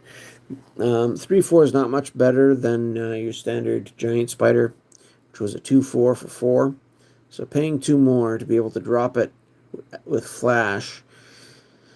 Whew, yeah, there's a reason I didn't see people play these that much. 6 is a lot to pay for a 3/4, even when you can make it a surprise and block their something flying. They're considered good luck by the elves. They don't eat. Yeah. Then we've got Tangle Walker, Dryad. Creatures you control are unblockable as long as defending player controls an artifact land. I used to use this at times because those artifact lands for a while were played very heavily. And all of a sudden, if all your creatures are unblockable, that's a very strong effect. Even if it doesn't come up every game. But yeah, I used to throw one of these in to my green decks from time to time. Nowadays, since most of the artifact lands were kind of nixed and banned, you don't see them nearly enough to make this worthwhile anymore. But there was a time. 2/2 for 3. Bringing life to Mirrodin, Memnarch was more successful than he knew, for Mirrodin began to take on a life of its own. Yeah, it's just... I liked the development of Mirrodin as a plane, an artifacting plane. That seemed such a cool idea. It's just a shame that it had to go the way it did in later sets. The fall of the Phyrexians was a real tragedy to see, in my opinion. Tel'Galad Outrider. 3/1 for 4. Protection from artifacts. Yeah, again, even against an artifact-heavy deck, this was just rough. The body was just a little too small. I mean, in an elf deck, yeah, maybe you could buff it up a little bit, do something, but it's just fragile. Unless they're, nowadays as well, artifact-based decks have got more access to devoid spells and other things that aren't artifacts to get rid of stuff. Whereas before, you really were hoping that with this that you were coming up against a strictly all-artifact deck. And, yeah, that's less common these days than it used to be. One of the early, I should say, not first, but early commander decks I made to try to challenge myself was one based around Karn's Silver Golem. And this was at a time before Devoid, before Eldrazi. Basically, the only things you could put in there, in that deck, were lands that did not have any references to colored mana at all on them, so I had trouble finding enough of those. And then artifacts. And that was it. You had lands and artifacts, and only very limited lands.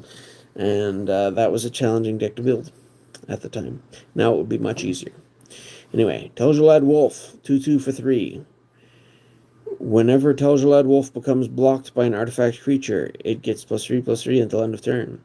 So again, just your basic 2/2 for 3, which was standard rate at the time, but got a big bonus if it was fighting artifacts. So, thanks to the wolves, Tel'Galad is the one area of Mirrodin that the mirror don't see often.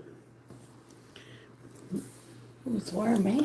And the mirror were a huge creature type in Mirrodin block. Like, every color got a 1/1 for 2 mirror that could tap for their color of mana. Like, that was just a thing, and then there was a bunch of other mirrors as well on top of that. Mirrodin Acolyte. 1/1 for 1.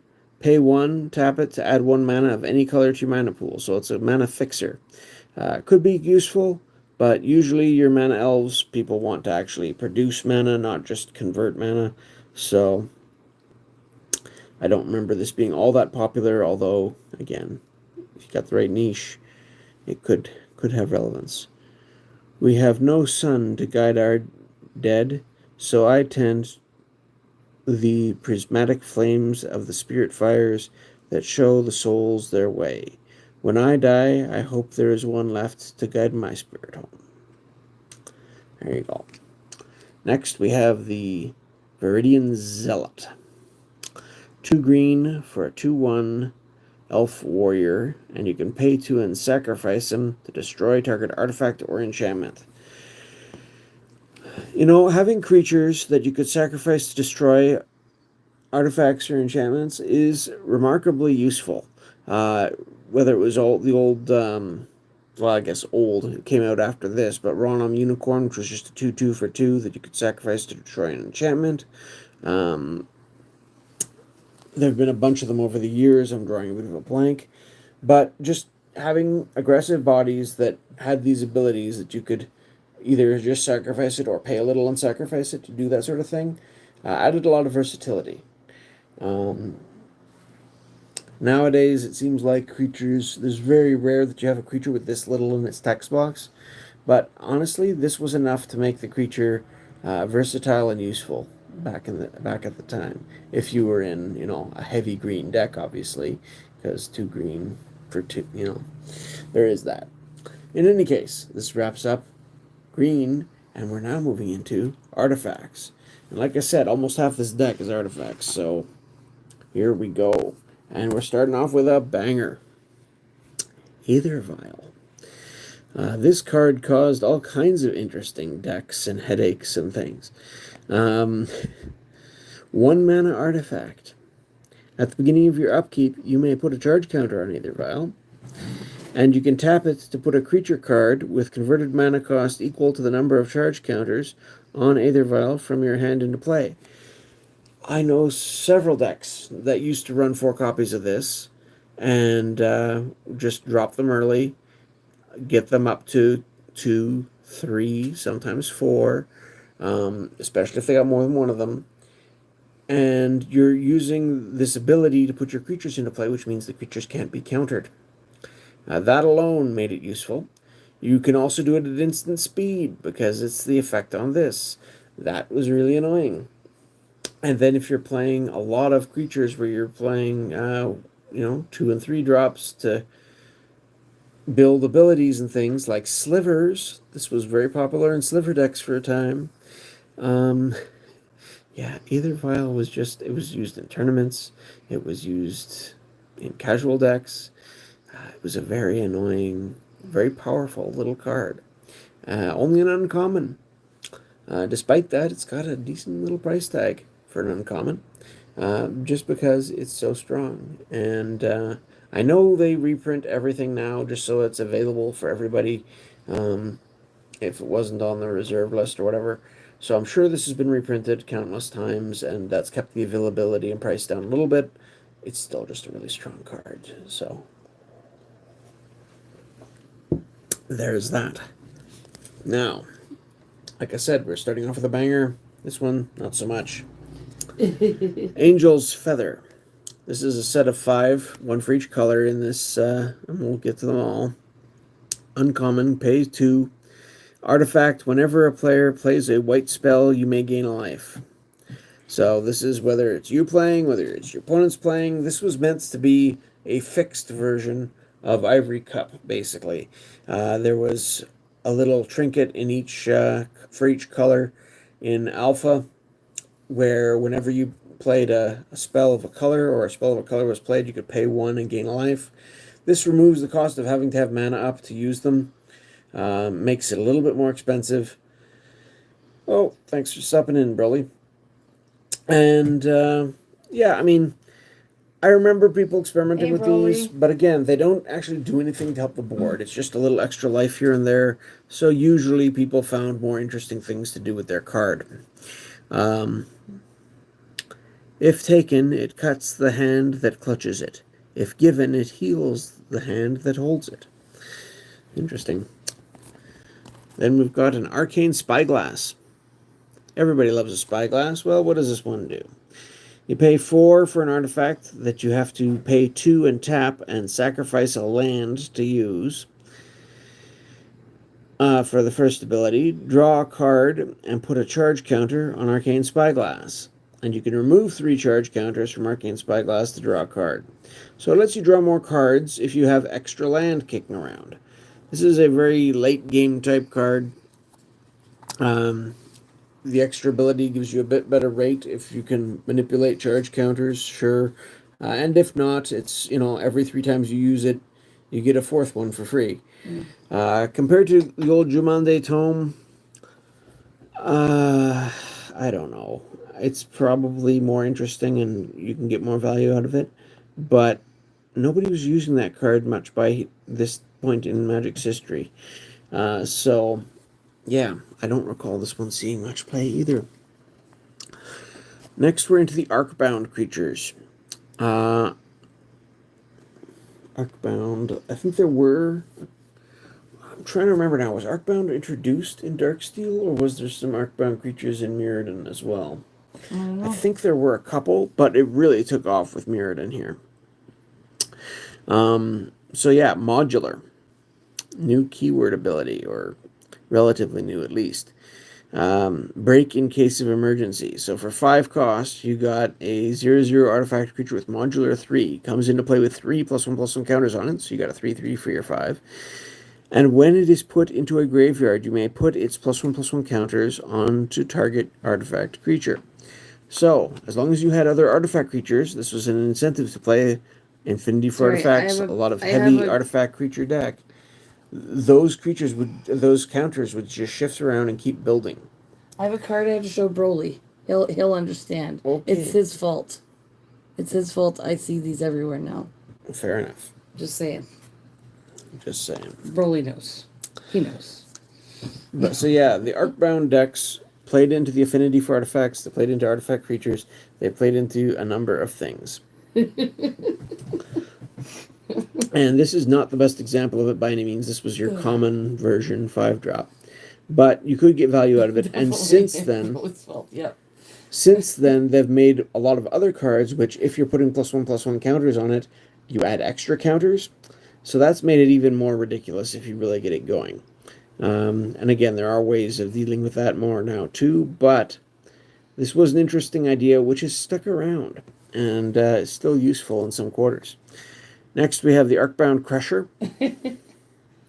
So this is a 4-cost with modular 1, so it only starts off as a 1/1 for 4, which does not sound good. It has Trample, but whenever another artifact comes into play, put a +1/+1 counter on Arcbound Crusher. So it grows as you're putting other things, and the modular lets it shift its counters to save them if it dies.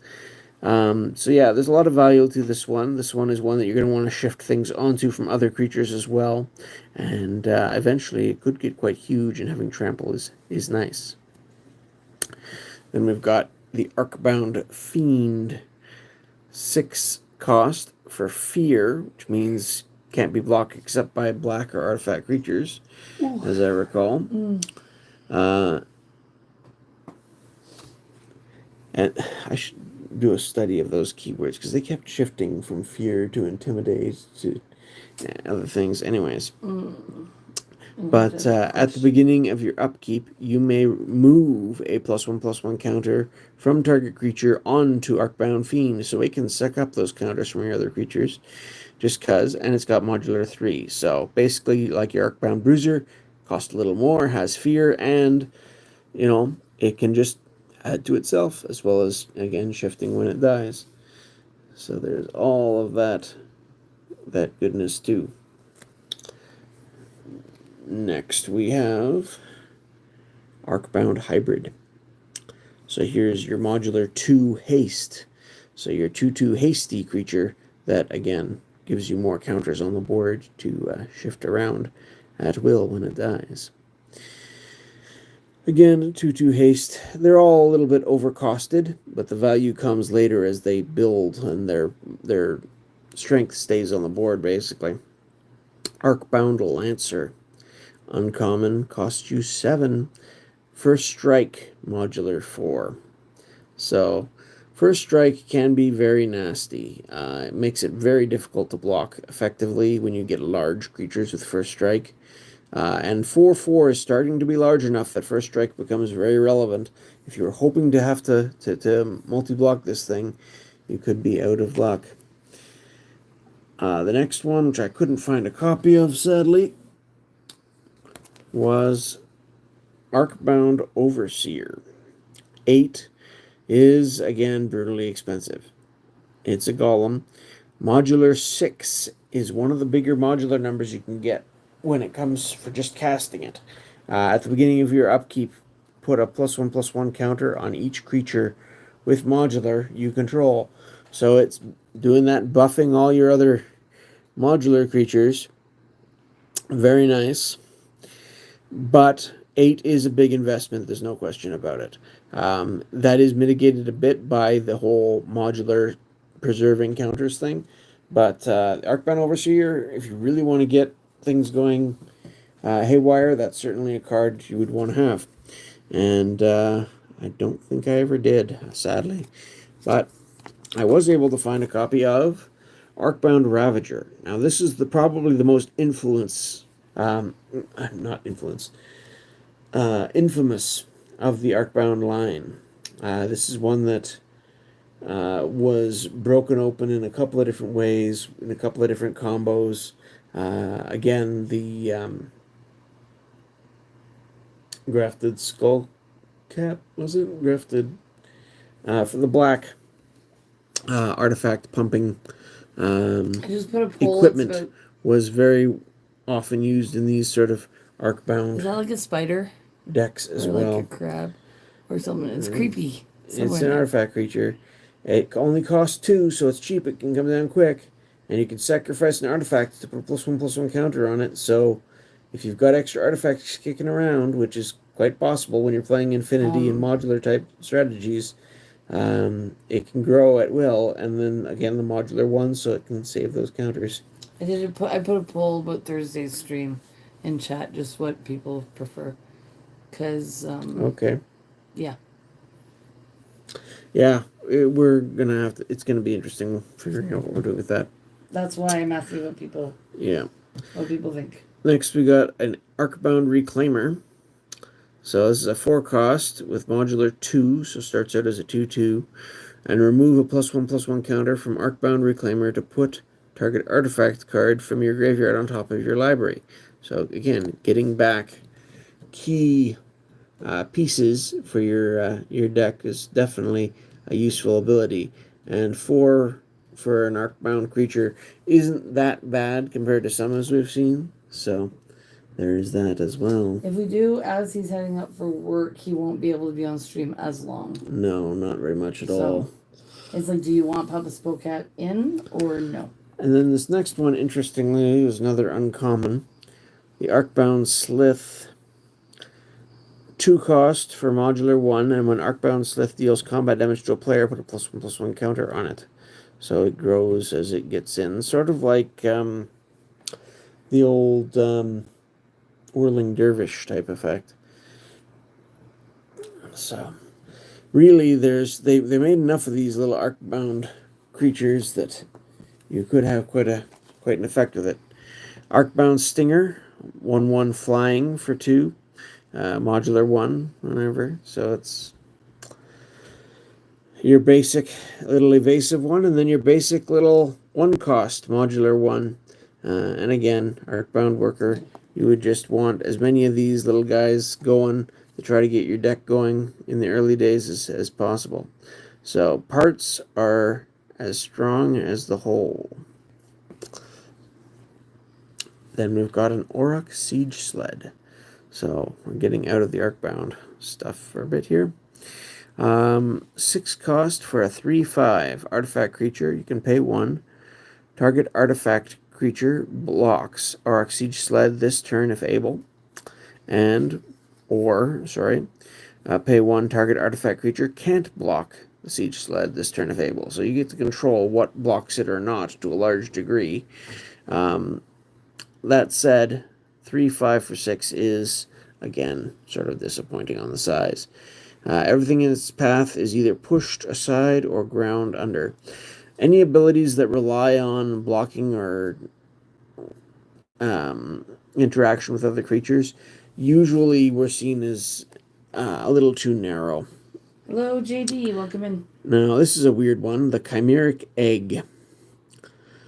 Artifact for 3. Whenever an opponent plays a non-artifact spell, put a charge counter on Chimeric Egg.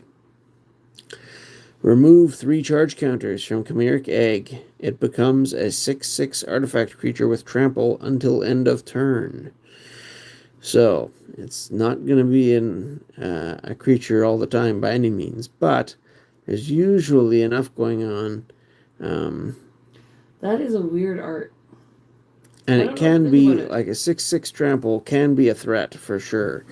And it only costs 3. Are they going to want to remove it, specifically for that? I don't know. Like, it's always one of those that I think could be interesting to play with just because it's an interesting threat, especially in multiplayer.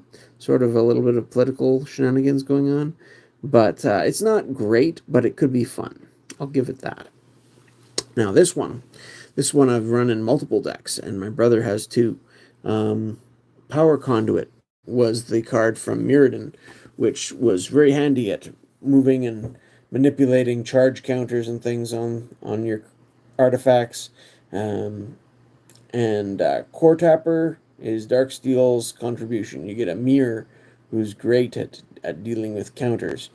So you got a 1/1 for 2. You can tap it to put a charge counter on target artifact. So you can do that every turn. You can just charge something. Very handy with certain things. I'm trying to remember what the thing I use it with most often was, but there's been a number of them.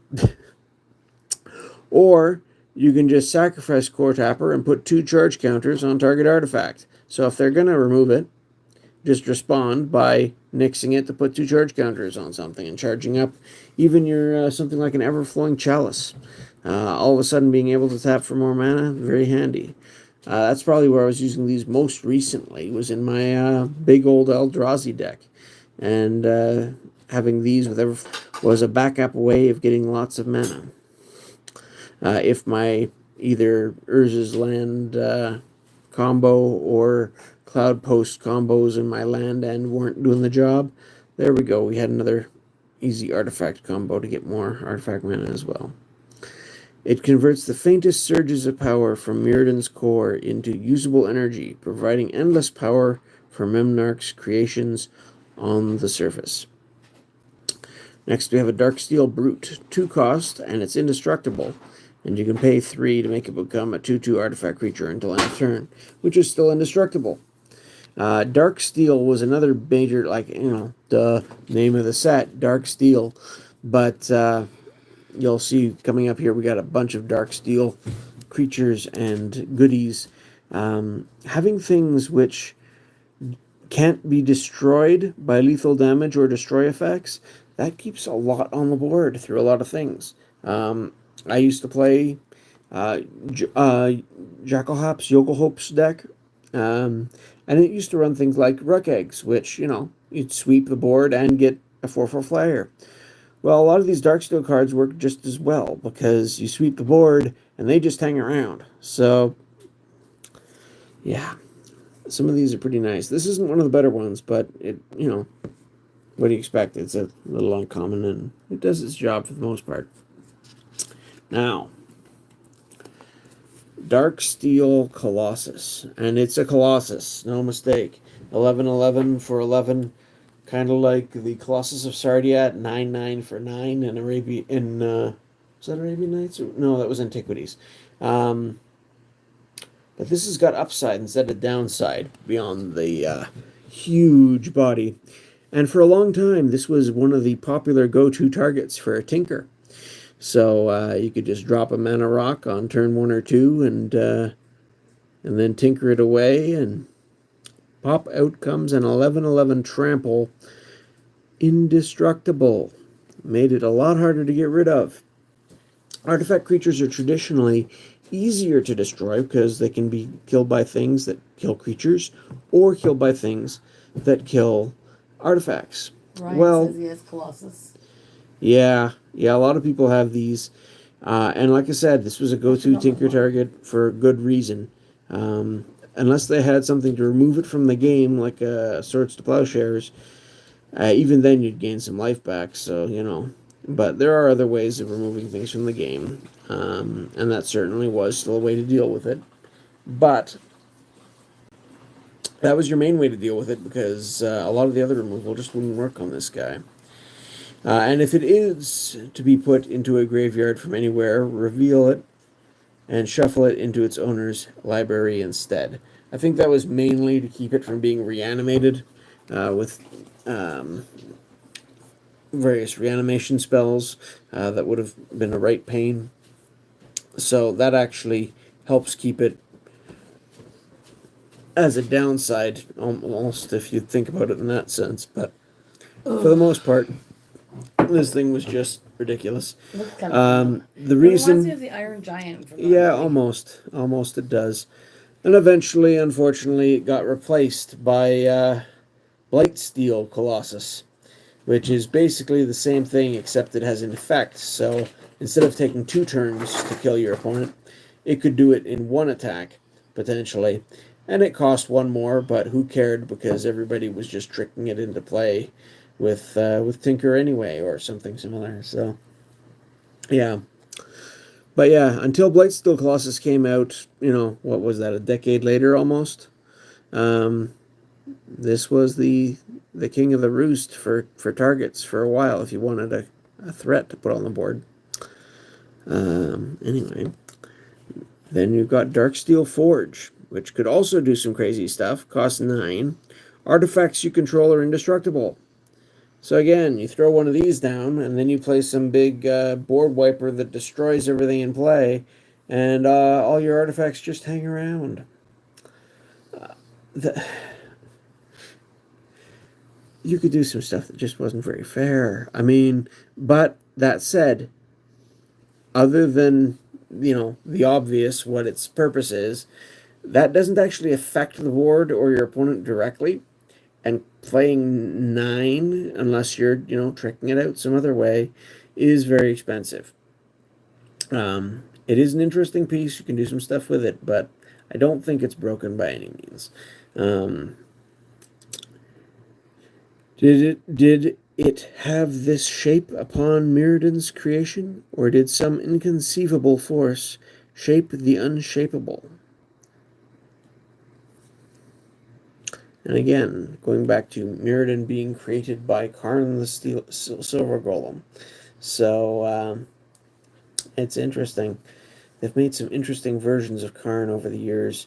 My favorite is probably still Karn Silver Golem from Urza's Saga, but ever since the invention of Planeswalker cards, which did not exist when Darksteel came out, those didn't show up until Lorwyn sometime later. But yeah, Darksteel is certainly a thing, and it's interesting thinking about how Karn came up with it, because this is its first appearance, obviously. Darksteel Gargoyle. 7 cost 3/3. Flying. Darksteel Gargoyle is indestructible. So you get your indestructible 3/3 flyer. 7 is a lot to pay for 3/3 flyer, but the fact that it hangs around, again, you can sweep the board, you can do what you like in various ways, obviously not every way. But it could see use. It didn't very much, just because, yeah, 7 is a huge casting cost. But I think I may have toyed with it in the right deck, but it's just one of those cards that late in the game you could probably be doing something better. But the idea of having a creature that just doesn't want to go away I'm sure they've made just too many ways to get rid of creatures with indestructible now, but when it first hit, it was compelling. The ultimate treasure is one that guards itself. And we got DarkSteel Ingot. And these, again, I used to like to use in my board wiping decks because, hey, helps you rebuild your mana base in a hurry. An ingot that's indestructible costs 3. A 3-cost mana rock is, yeah, it's not wonderful, but it's still usable, especially when it adds mana of any color. Soul Grail, you had to pick a color when it came into play. This can just get you any color, and it's indestructible, so it'll survive and get you going again in a hurry.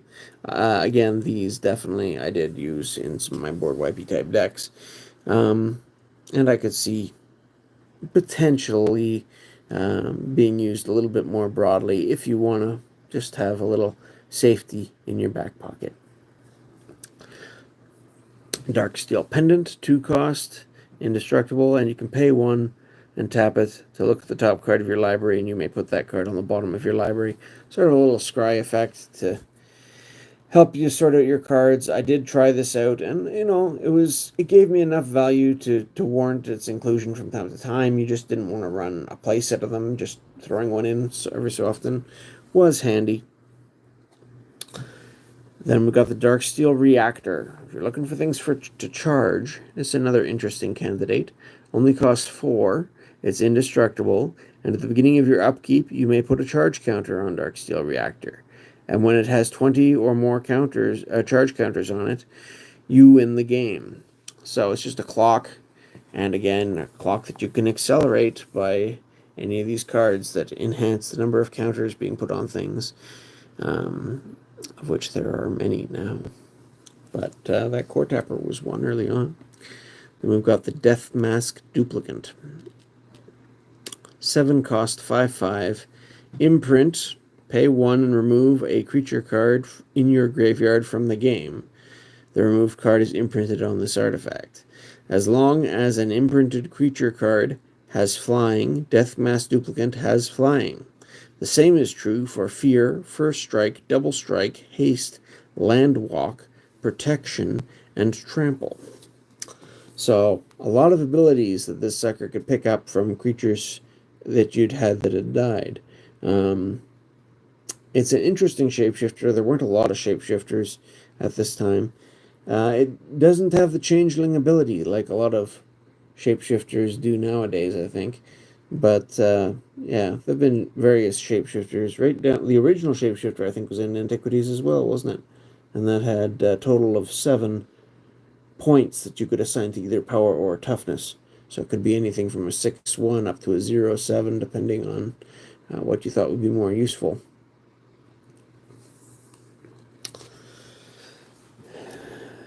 Demon's Horn. Here's the black one, that whenever a player plays a black spell, you gain a life. Its curve mimics the twists of life and death. And then we've got the red one, Dragon's Claw. Whenever a player plays a red spell, you may gain 1 life. This one's interesting because a lot of red decks were just Bernie-type racing decks. So this would often give you a fair bit of value if you're in one of those matchups. But other than that, yeah, these are just generally not the best. That art is kind of cool, though. Again, maybe if you're in a deck where you're trying to get up to a high life total for other reasons. There are a few of those. Though no longer attached to the hand, it still holds its adversary in its grasp. Flipping the page, we've got a Drill Skimmer. 2/1 flying for 4. Drill Skimmer can't be the target of spells or abilities as long as you control another artifact creature. So, a conditional Shroud effect on a 2/1 flyer could be annoying, but usually wasn't good enough to see a whole lot of inclusions on these. As I recall, in close proximity, their magnetic energies merge and form a field of protection. Then we're on to this series, the first in a series of affinity for basic land cards. This one's for the swamps. There's one for each. And this one's 5 cost base for a 3/2 fear. Again, small artifact creature, not really any protective effects. A little bit tricky to block for sure, but 3/2 is only a moderate sized threat and fairly easily removed. The longer it skulks through the corrosive gases of Mephidros, the more it adopts their thirst for death. So there we go. Like I said, the other ones I think were generally more impressive than the Dross column here, and we'll get to those in a minute. But it's at least interesting. In a monocolored or mostly monocolored deck, these affinity 4 creatures could drop in pretty much for free a little bit later in the game, and that was a worthwhile threat to keep in mind. I know my brother and I and others in our play group would try them out from time to time, and sometimes with good effect, but not this one as much as some of the others. Next, Eater of Days. Now this was a pack art, one of the cards they use the art of on the booster packs. I kind of like it. It's interesting for sure. 4 mana for a 9/8 flying trample. That's a threat, and it's not very expensive. The downside is significant. When it comes into play, you skip your next 2 turns. So, if you've got like a Lightning Greaves or something to give it haste, or then follow up with a fling or something maybe, there are ways that you can get a lot of value out of a huge creature like that for not too much mana. But if you don't, then your opponent's got 3 turns in a row to come back at you. So it's a huge, huge gamble to play this sucker. I'll comment about this one. Comment about the Dross column? Yeah, it looks like E.T. on steroids. Well... Look at the face. The face maybe a little, but the rest of the body, I don't see it. That's why I said on steroids. Okay, but still, I don't... This structure is too different for me, but... When Mirrodin's varied civilizations developed ways to fight the levelers, Memnarch upped the stakes. Yeah. So yeah, there have been a few Leviathans over the years, and this is certainly an interesting one, and I'm sure there are ways to get value out of it, but yeah, it was always just too big a gamble for most people I knew. Then we've got the Gemini Engine. So 3/4 for 6. That looks cool. Whenever Gemini Engine attacks, put an attacking twin artifact creature token into play. Its power is equal to Gemini Engine's power, and its toughness is equal to Gemini Engine's toughness. Sacrifice the tokens at end of combat. So, again, it's not that hard to remove, really. I mean, it does have 4 toughness, which helps, but it's still an artifact creature that you gotta survive a turn before you can attack and start to get some value. But then you're getting these temporary twin tokens, so it's coming in for double the threat. It is rather interesting in that regard. Speaking of creature tokens, here we have a Genesis Chamber. 2 mana artifact. Whenever a non-token creature comes into play, Genesis Chamber is untapped, that creature's controller puts a 1/1 mirror artifact creature token into play. So this will give your opponent's stuff, or all your opponent's stuff in a multiplayer game. The fact that they put on that tap clause is a real throwback to some of the old artifacts that you could shut off by tapping, like Howling Mine and Winter Orb. But, yeah, here's a way to spread about a bunch of mirror tokens. That guy makes me think of, like, the little Zerg characters or whatever from StarCraft. Yeah, almost. These guys were a little bit more friendly, as I recall, and mechanical. I'm just saying the look rather than organic. But yeah, there are some similarities in the look, but they're not. They reminded me more of birds, the things that would, bite you.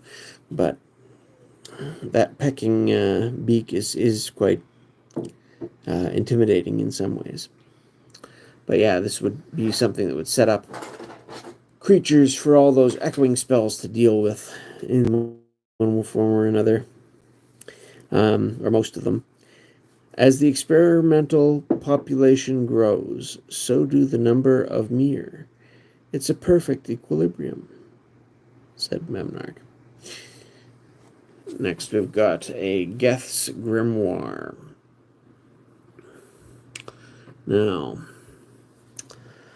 4-cost artifact. Whenever an opponent discards a card from his or her hand, you may draw a card. A little bit late by the time you get to 4, maybe. But hand destruction spells still have their popularity at times, and this could get you some extra value out of them for sure. Oops. The book shrieks horribly until its cover is opened, granting the spirit inside a moment's rest from the painful stirrings of the book's contents. Kind of a freaky description, obviously, but there we are. The next one I'm missing down here, sadly, is, again, one of the early equipment cards, Heartseeker. Been vastly outmatched by more recent things, I'm sure, but equipment for 4, you have to pay 5 to equip it, so it is expensive. Equipped creature gets +2/+1 and has tap and unattach this to destroy target creature.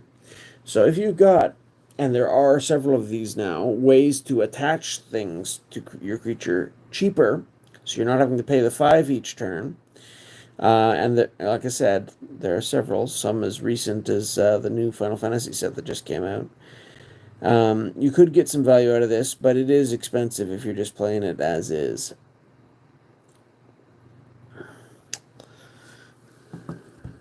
Next we have another reprint from Alpha, the Juggernaut.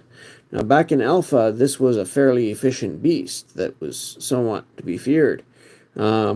Nowadays, not only nowadays, but by the time DarkSteel was printed, that was no longer the case, and Juggernaut was pretty unimpressive. Getting a 5/3 for 4, I mean, it could always be lightning bolted, but it's still not a whole lot of toughness. It attacks each turn of Fables, and it can't be blocked by walls. Walls were starting to be less common now than they used to be at this point. Walls really had been greatly reduced, and attacks each turn of Fable. On a 5/3 is not bad if you're trying to be aggressive, but this wasn't a super aggressive cost anymore. Oh, good morning, Sir Bane. Thanks for dropping in. Always good to get things going in the morning. Missed that initially. But yeah, Juggernaut was not forgotten quite yet. The goblins built it far larger than the cave opening, but to their glee it smashed into the mountainside, ripping itself a new exit. And we've got the Kraken's Eye. Whenever a player plays a blue spell, you may gain a life. Bright as a mirror, dark as the sea.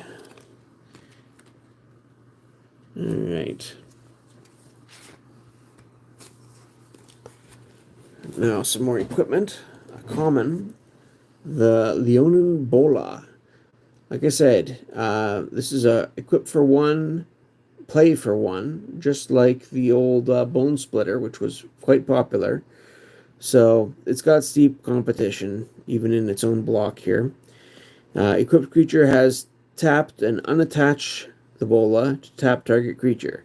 So just to keep things locked down, you had to pay 1 to re-equip it. And you couldn't use your own creature. So, yeah, I don't remember this one being all that popular. Certainly nowhere near as popular as the Bone Splitter from Mirrodin. Then we've got a Lich's Tomb. So, 4 cost. You don't lose the game for having 0 or less life. So that's a throwback to the old card Lich, which cost 4 black as an enchantment back in Alpha. When you lose life, sacrifice a permanent for each life you lost. There you go. And that's, yeah, a very similar effect in many respects. And ultimately, it will have a similar thing where it comes down to having to sacrifice itself and no longer giving you the protection. So there you are. And then the oft-quoted and art from the box back there, Memnarch, Wizard Legend. 7 cost, pretty substantial. 4/5 body is definitely middling, especially at that cost. But its abilities are interesting. Paying 3 straight up, target permanent becomes an artifact in addition to its other types. Does have some uses, especially when you got affinity and stuff going on. And pay 4 to gain control of target artifact. Again, working well with the first.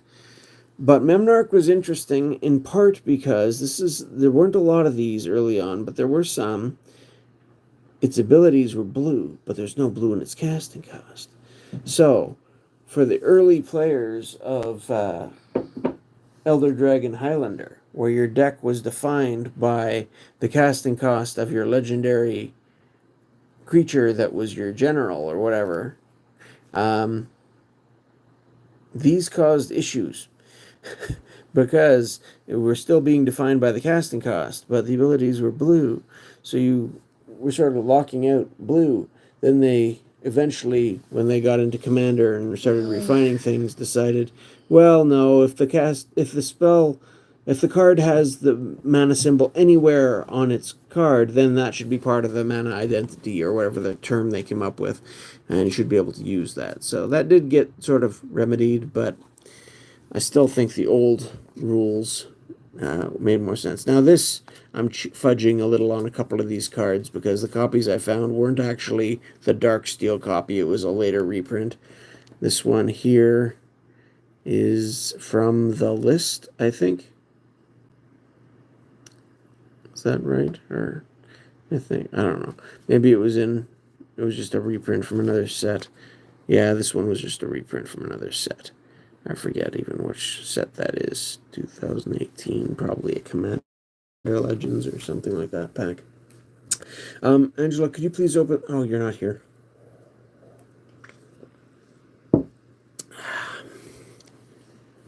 This one became important later. Speaking of Karn, could you please... Oh, you're still not here. Okay. 6 mana, artifact. All permanents are artifacts in addition to their other types. All cards that aren't on the battlefield, spells, and permanents are colorless. And players may spend mana as though it were mana of any color. So it's an interesting effect.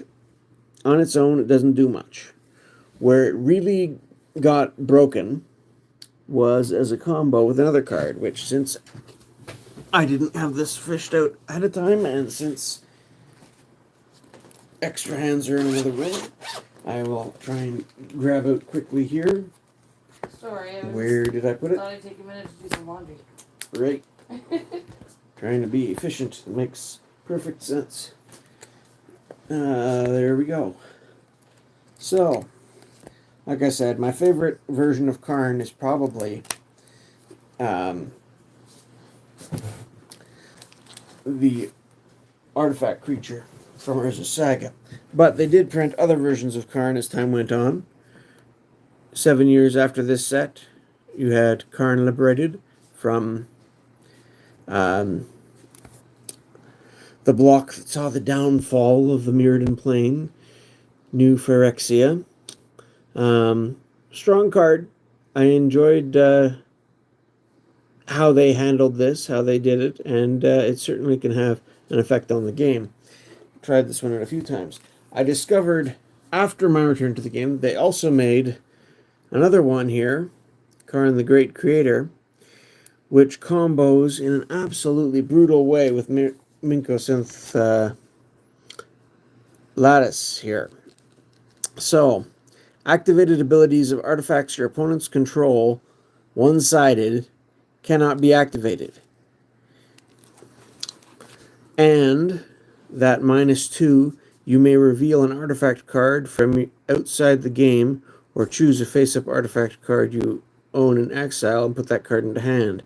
So you go to your sideboard, or if it's a more casual game, just any card from your collection. Go get your Minko Scintillatus and put it into your hand. This costs 4, so then a turn or two later you can just drop it, and all permanents are artifacts in addition to their other types, and artifacts your opponents control can't be activated. So that locks out their lands, that locks out abilities on their other cards. That's a pretty brutal combo right there. And yeah, this card really didn't do much before this, I don't think, but once they printed this became a problem. And I think it's still used in some formats to this day. But I just thought I'd better mention that. And yeah, there we are. Then we've got a Mirror Land Shaper. 1/1 for 3. Tap it. Target land becomes an artifact in addition to its other types until end of turn. So, again, not quite as powerful as just having lands that count as artifacts. But there was some relevance to this too. And if you're playing land destruction, hey, being able to destroy lands because they're artifacts makes them a lot easier to destroy in many cases. So, not to mention the whole echoing ruin type debacle, where you tap this to make one of their forests an artifact, and then actually, does that work? Because it has to be an artifact with the same title, doesn't it? Maybe that combo doesn't work, but there are some interesting things you can do with it regardless, just in terms of blowing stuff up. So there you are. One thing the mirror can do is enjoy the scenery. Hello, King. Thanks for stopping in. Then we've got the Mirror Lattice. 5 cost. It's indestructible. So, sort of implied that there might be some sort of DarkSteel connection there. All mirror get +1/+1. And you can pay 5 to put a mirror artifact creature token into play. They were always a little bit more careful since Sliver Queen with abilities that you can just pay to put artifact creature tokens into play. Sliver Queen at 2 mana was a little bit too efficient, so here we're up to 5 mana for your mirror tokens. Why are you looking at artifacts? Because we're going through Darksteel, and this is a part of the set he's at. A lot of the set was artifacts. So we got Mirror Moon Vessel. It's a 1/1 for 1, and when it's put into a graveyard from play, add 1 colorless mana to your mana pool. This is a smaller version, as a mirror, of Su-Chi from back in Antiquities. So that was a 4/4 for 4 that when it died you got your 4 mana back. This is much more humble at a 1/1 for 1 that does the same sort of thing. Memnarch created the mirror with 3 qualities in mind: dependability, controllability, and disposability. There you go. Next we have the Nemesis Mask, another equipment. Again, these early equipments were very hit or miss. 3 mana, equip for 3. All creatures able to block equipped creature do so. So basically, it's a lure mask. But, yeah, having to pay 3 to equip and 3 to play made it a lot smaller and easier to see coming than just slapping the lure enchantment on something. But, you know, now any color could do it. So there was that. Oxidia Golem. Here's our red. Affinity for Mountains. Here we got a 3/2. It's 6 instead of 5, but again, depending how many mountains you have, both could be free. And it's got haste, which made this one a little bit more, see a little bit more play than the black one in my circles, because being able to throw out a creature for free with haste and swing in right away usually meant you could find openings a little bit easier. So, the longer it patrols the smoldering crags of the Oxidia chain, the more it adopts their fiery temper. I think they're all golems, too. Oh, and then we have another fun card.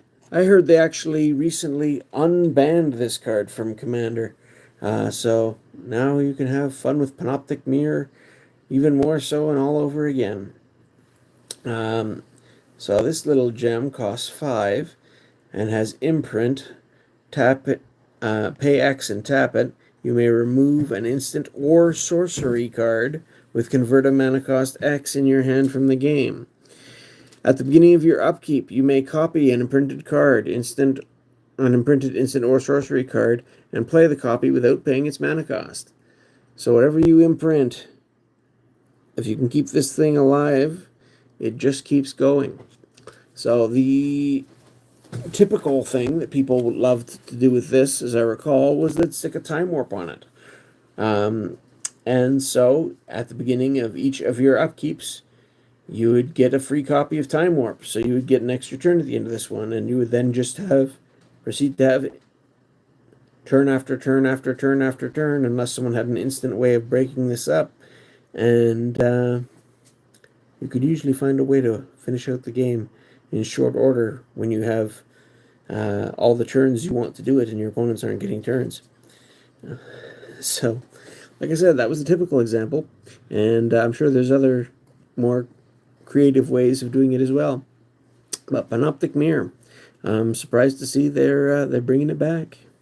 It was fun, but it was craziness. There we go. That's again. I think this was just a takeoff of the Isocran Scepter, which they had back in Mirrodin, which had the whole imprint thing, and that was for instants that cost 2 or less, so much more restrictive. And even that could get you into trouble, because Isocran Scepter, even just with something as basic as a fog on it, where you could use fog every turn, all of a sudden your opponents, a lot of the time, have a hard time finishing you off. That's obviously different in multiplayer, but this was a crazy time for artifact decks. Then we got the Razor Golem, Affinity for Planes, cost 6. A 3/4, attacking does not cost a tap, is a decent little body to put on the board.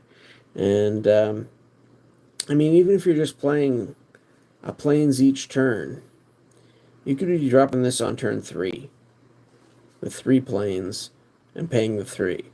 Or, if it's a little bit later, you're paying even less, up till it being free eventually. This one was one of the ones I remember seeing more play than most because of that. Fairly efficient body at that sort of rate. Welcome, Marquette. Thanks for stopping in. The longer it stands among the deadly blades of the razor fields, the more it adopts their harsh exterior. And then we've got Serum Powder. Great for combo decks in some regards. This little guy is interesting. Again, like Darksteel Ingot, it's a mana rock for 3. This one just taps for a colorless, though, so it's not as good. But it's got a very unique other ability. Anytime you could mulligan and Serum Powder is in your hand, you may remove your hand from the game and draw that many cards. So basically, this reverts the mulligan rules to their original form. It used to be if you mulliganed, you just drew another hand of 7. If this is in your opening hand, you can still do that. Except that the conditions for mulliganing are a little bit different. Now you can just choose to mulligan and draw 1 less cards, whereas before you had to have either all land or no land to mulligan and reveal that. So, but still, being able to get that extra card when you mulligan is great for combo decks that are trying to assemble those key pieces that they need to get their deck going right away. So this did see some play for sure, and it is a rather unique effect. I used to have, I thought, a playset of these. I couldn't find them, so I ended up having to pick one up when we were ordering some cards just to have one here. Ooh, now here we have the Shield of Keldra. Now this is, again, one of the early equipments, but equipped creature is indestructible. Costs 4 to play, 4 to equip. This has been badly outmoded now. I think the Mithril Coat from the Lord of the Rings set has the same sort of equipped creature is indestructible, except it's like 3 to play and 2 to equip or something like that, or maybe 3 and 3. It's a lot cheaper. And it can be played at instant speed. as flash to sort of react to things. Lots of OP cards. I'm not sure. That says, oh yeah, there's lots of DarkSteel. They were still figuring out, artifact sets, which were often OP. They were figuring out equipment for the first time, so they made some mistakes there too. There are a lot of strong cards in this set, and I'm very glad I picked up a box before it's done what it's been doing lately. But yeah, I fell asleep. A lot of flavor. I may just need to call it and rest. No worries, Broly. Go get some good rest. Yeah, but pass me that binder again for a second, because I want to mention this, because the this cycle here, and again, when this set first came out, the Helm of Keldra hadn't released yet. Sword of Keldra was in Mirrodin, the base set. Shield of Keldra here came out in DarkSteel, and then Helm of Keldra didn't release until 5th Dawn. So where's my page with the pre-release cards? Marquette's asking, all banned? ? No, not all are banned. There's a few cards on here that have been banned, and some have been unbanned again recently, like I mentioned with Panoptic Mirror. But as far as I know, these have never been banned. I've got a foil version of the Shield of Keldra here. But the Sword of Keldra, all of these actually were used as the pre-release cards for the different sets in the block. So this is from Mirrodin block. And that was a 4-cost, 4-equip as well. And equipped creature gets +5/+5. And when equipped creature deals damage to a creature, remove that creature from the game. Pretty nasty, but again, big cost to use. And then they came out with the shield, which we just saw, makes things indestructible. Then when the Helm of Keldra came out in 5th Dawn to finish off the block, equipped creature, this one only costs 3, and it takes 2 to equip. Equipped creature has First Strike, Trample, and Haste. So that's a nice little combination of abilities. And you can pay 1 if you control all 3. Equipment named Helm of Keldra, Sword of Keldra, and Shield of Keldra. Put a 4/4 colorless avatar legendary creature token named Keldra into play, and attach those equipment to it. So all of a sudden your 4/4 becomes a 9/9 that can remove creatures it fights, has First Strike, Trample, and Haste, and is indestructible. It's a nasty little combo that they put in over the 4 sets, and like I said, each of these was its pre-release card for its given set, as I recall, and yeah. It was never really practical, because people would see what you're doing the second you put, 1 or by the second time one of these pieces hit the ground, and just start removing whichever equipment they could. But yeah, it's very rare to actually see a Keldra assembled, but it is a threat if you ever do. Yeah. Where do you get this one? That's the pre-release card for Champions of Kamigawa. I like it. This whole page is pre-release cards, for the most part, except for these other Keldra pieces here. I'm gonna steal some of them. Oh, for Pete's sake. I'll put in. Then, another uncommon that went through the roof. Skull Clamp. This one's got some interesting design history. Because they made some last-minute changes and didn't bother to play test. Originally, the ability had no stat change, and they figured giving a creature it was equipped to a penalty to its toughness would be a downside. Yeah, that didn't work out. They also reduced its cost for playing and equipping, I think. So now the equipment, you could just equip it to a creature, which would immediately kill the creature, which would then draw you 2 cards. This was a great way for just a card draw engine. And if you had a creature that you thought your opponent was going to try and kill on you, you could just throw it on that as a way of getting some value from it that way too. Skull Clamp was nuts. Like I said, Bone Splitter was 1 to cast, 1 to equip. This was similar, except much more value there. It ended up having to be banned because it was so strong. I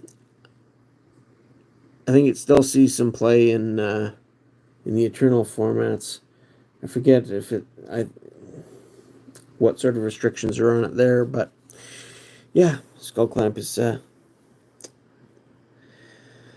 just an incredible way of drawing extra cards. It did cross my mind when I saw what the new not Shulk, what's the guy's name? Cloud card from Final Fantasy does. If you equipped this to Cloud, whether you would get the double trigger, so you draw 4 cards. But I don't think it works because this trigger will go because the equipped creature is put into the graveyard.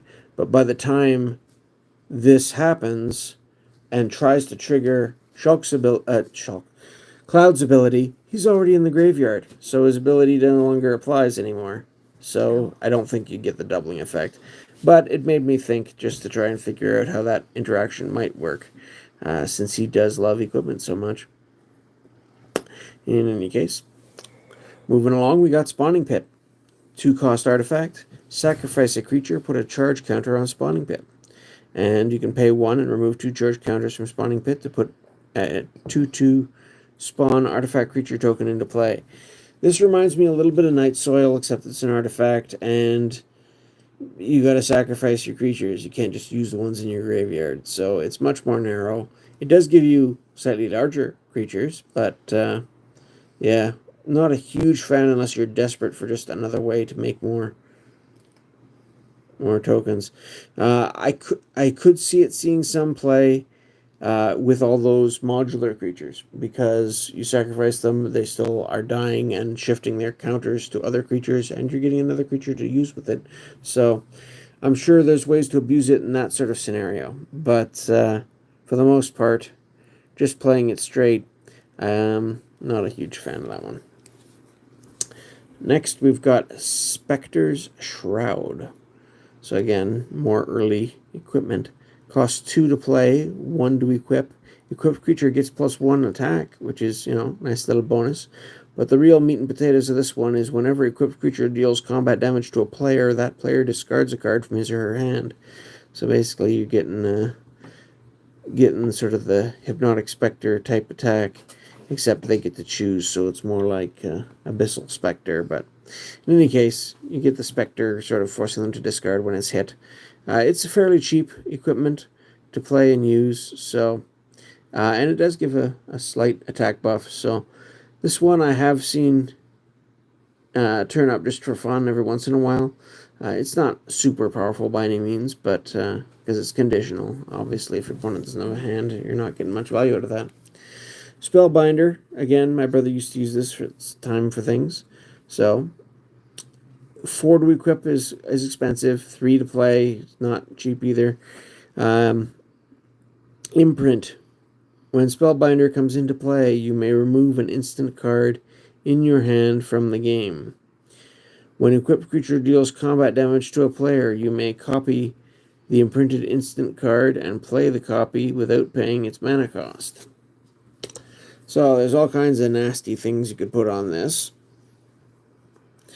Getting to play spells for free is nice. But, yeah. I mean, it's another way to cast spells off equipment, which, interestingly, I think that's what Cloud's sword there, the, what's it called? Something Buster Sword? Something like that. It has a similar type effect to that as well, except it also gives an attack buff, and you're not dealing with imprinting a spell so much as you are just finding a spell on the top few cards of your library. But some interesting similarities there anyway. Then we've got a Spin Crusher, another artifact creature for 2/02. When it blocks, put a +1/+1 counter on it. Interestingly, so the more it blocks, the stronger it gets, assuming it's surviving. And you can remove a +1/+1 counter from Spin Crusher to make it unblockable this turn. Generally speaking, you want to find other ways of stocking this thing up with +1/+1 counters. I have seen it used in those modular decks where you've got some other modular creatures. All of a sudden, all those counters start finding their way onto Spin Crusher, which can make itself unblockable and just swing in for a bunch. I think that was the intention of it for this set, and it can do that. It is a bit of a risk because it doesn't have modular itself, of course. Next we have Spire Golem. So not as impressive a body, it's just a 2/4 flying, fairly defensive, although flying evasive can be useful. But again, affinity for islands, so you can play this on turn 3 if you play an island for your first 3 turns. The longer it soars above the shimmering swirls of the Quicksilver Sea, the more it adopts their unpredictability. So, little flying golem up there. This one did see some play, but, you know, it's not as exciting as some. Now this one is another one I fudged a little bit, because this is a reprint they put in From the Vault relics. I did like those early From the Vault sets, the relics, the From the Vault, was it Band? And From the Vault dragons and all those. They begin to lose their flavor after a while. They just stretched them too thin, I think, for too long. But some of those early ones were interesting. And I didn't happen to have a Sundering Titan, oddly, so I grabbed one from there for fairly cheap when it came out. Finding those sets at stores was always a pain, and they were always overpriced, but some of the singles weren't too bad. So Sundering Titan here has a brutal effect on the board when it comes into play. It is expensive at 8, but there are ways, again, of dealing with that. A 7/10 body is respectable and is something your opponents have to deal with and keep in mind. But the kicker comes in with its enters. That's huge. Yeah, it's big. But also, when Sundering Titan enters the battlefield or leaves the battlefield, so even if they remove it, this happens again as well, choose a land of each basic land type and then destroy those lands. Oof. So, this is an artifact. You don't even need to be running any basic lands yourself, although typically you'll be running at least one color, maybe 2. But, you know, if your opponents, whatever they've got, you're going to pick theirs first. And in a multiplayer game, you're probably going to be able to find most of those. So you'll take two of that person's lands, one from somebody else, another 1 or 2 from somebody else. Maybe not even have to deal with one of your own lands when it comes into play. And then when they remove it, you get to do it again. So, and that can happen if you have this in play and blink it. It leaves play and then comes back into play, and you get to do it all again twice. This can be a devastating way of hitting people's mana bases very quickly. Would make people not want to play with you. Maybe. But yeah, it's like definitely a bit of a bruiser in that sense, aside from having a decent body. So, worth mentioning, this is a reprint version, and you can see that weird foiling that they came up with from the Vault relics. But it is what it is, and I'm sort of using it as placeholder for now. But yeah, that was another brutal creature that they put in this particular set. Then we got a Sure Strike Trident, uncommon, 2 cost, 4 to equip. The equipped creature has first strike and tap and unattach the trident. This creature deals damage equal to its power to target player. So it can just do some direct damage by throwing the trident at somebody. Then you got to pay 4 to re-equip it. It's expensive. I don't remember this ever being all that popular. These, on the other hand, oh now, Sword of Fire and Ice and Sword of Light and Shadow. This was the beginning of a brand new cycle of cards that didn't see fruition until they revisited Mirrodin as a plane again in Scars of Mirrodin, Mirrodin Besieged, and New Phyrexia. That whole story arc was as sad and depressing as it was. Each of those 3 sets gave us another sort of blank and blank, which in this initial 5, these 2 plus those 3, they were all enemy color pairs, and some of them were quite strong. Eventually, from what I've heard since then, they've actually gone through and made the allied colored pairs as well. So now there's a complete set of every 2-color combination. And these since they came out, I'm sure they've been replaced by better things. There's now better equipment out there by far. But when they launched, and for quite some time, these were among the better equipment you could use. Now, they're not as efficient as something like a skull clamp or a bone splitter or things like that are very cheap. But they certainly gave you value. And they weren't super expensive either. 3 to cast, 2 to equip, standard across the board. Equipped creature gets +2/+2 and has protection from 2 colors, red and blue in this case. Whenever equipped creature deals combat damage to a player, Sword of Fire and Ice deals 2 damage to target creature or player. Always a nice ability. If there's no creatures you want to off with it, you can just deal damage to the other player. And you draw a card. So extra card draw, also handy. That's a lot of extra value. Getting protection from 2 colors makes the creature harder to deal with as well, with removal spells usually, as well as being a bigger threat from just the size buff.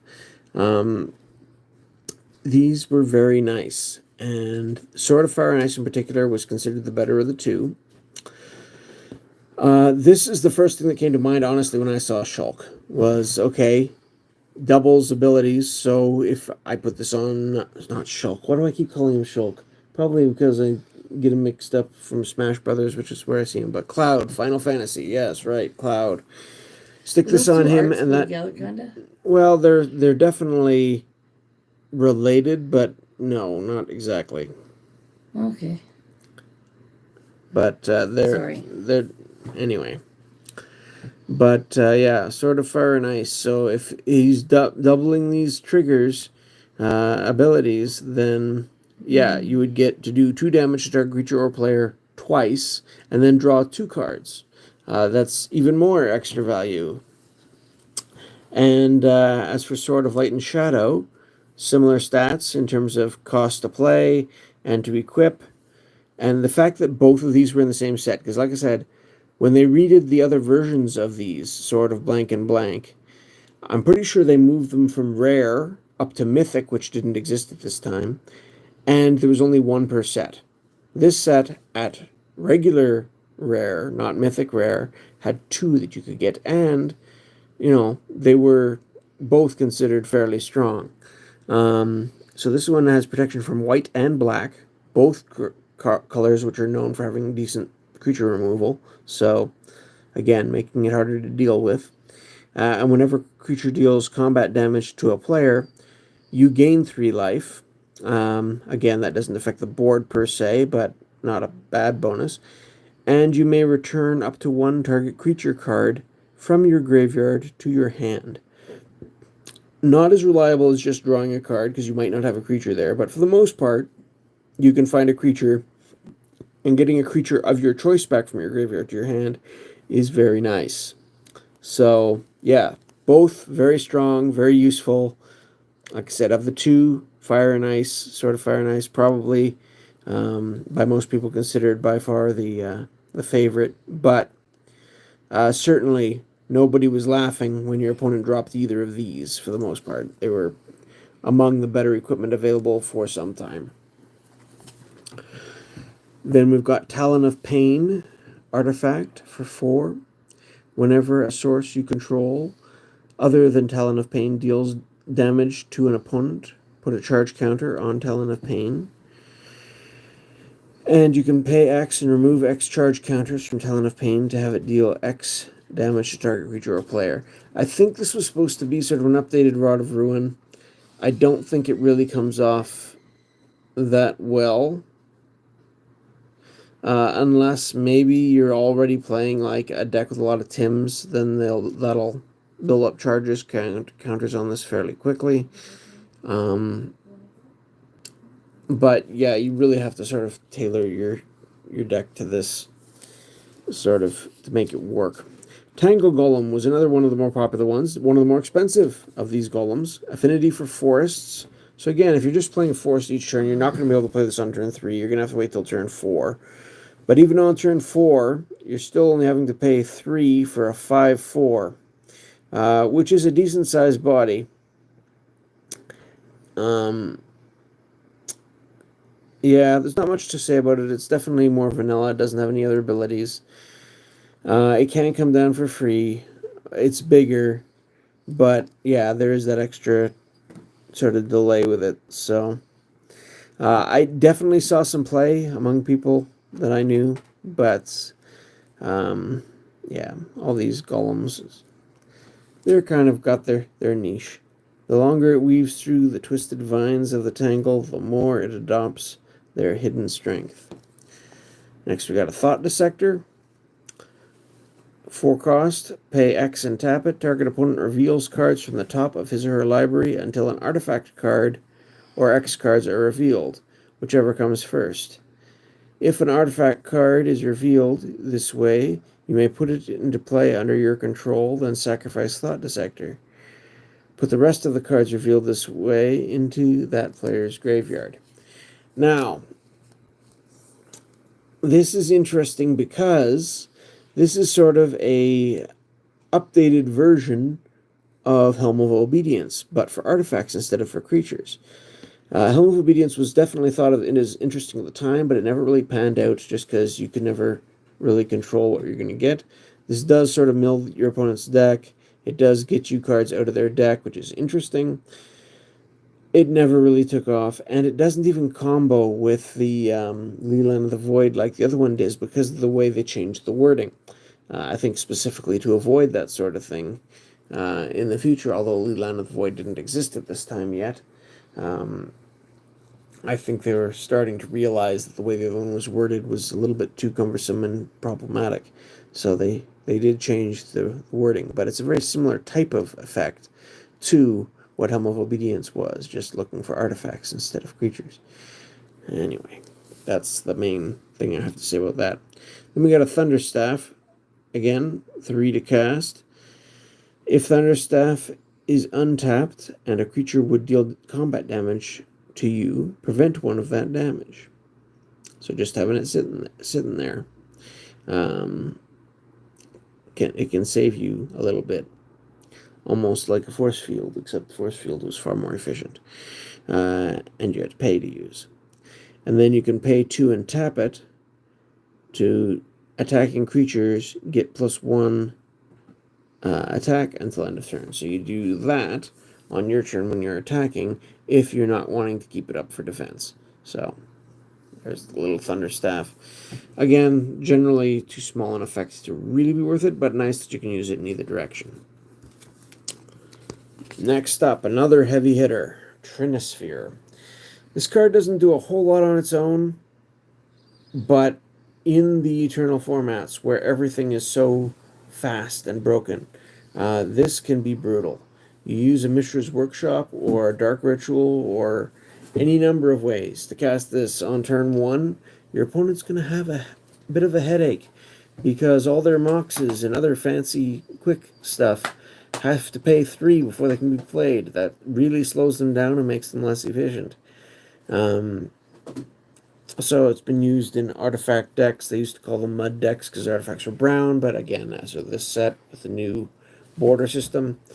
Interestingly, when Mirrodin first came out, we had trouble, at least me and a couple people I knew had trouble distinguishing some of the white cards at a glance from the artifacts. They were just too similar in color.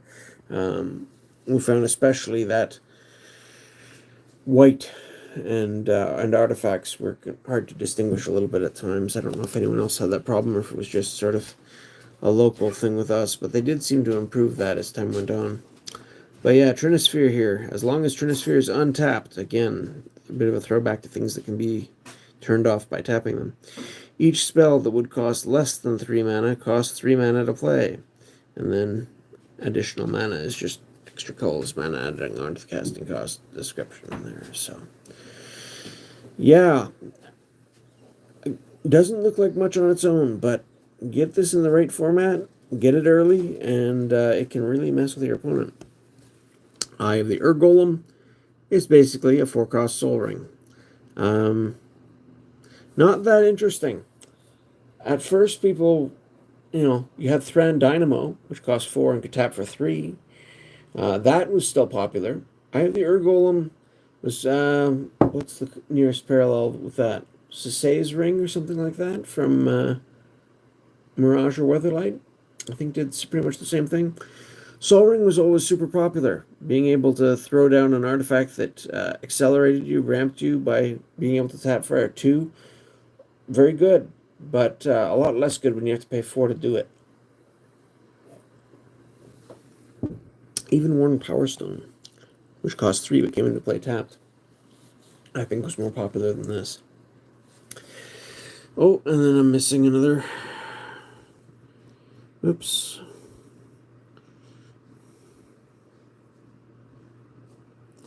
Where are we? So the next card I'm missing there is a Voltaic Construct. Again, an uncommon. I should have this somewhere. 2/2 for 4. Golem, pay 2, untap, target artifact creature. Useful in some circumstances. Maybe I made a combo deck and pulled these out and then forgot where I put them. Not sure. The undead may outlast the living, but those who have never lived outlast them both. And then we've got, again, basic equipment. Early versions. Volshock Morningstar. 2 cost, 2 to equip, +2/+2. Most people preferred the Bone Splitter. 1 cost, 1 to equip, +2/+0. But it was a good basic equipment if you were drafting or something like that. It gave you decent value and made your creatures into bigger threats. So it did see a little bit of play, but wasn't super popular.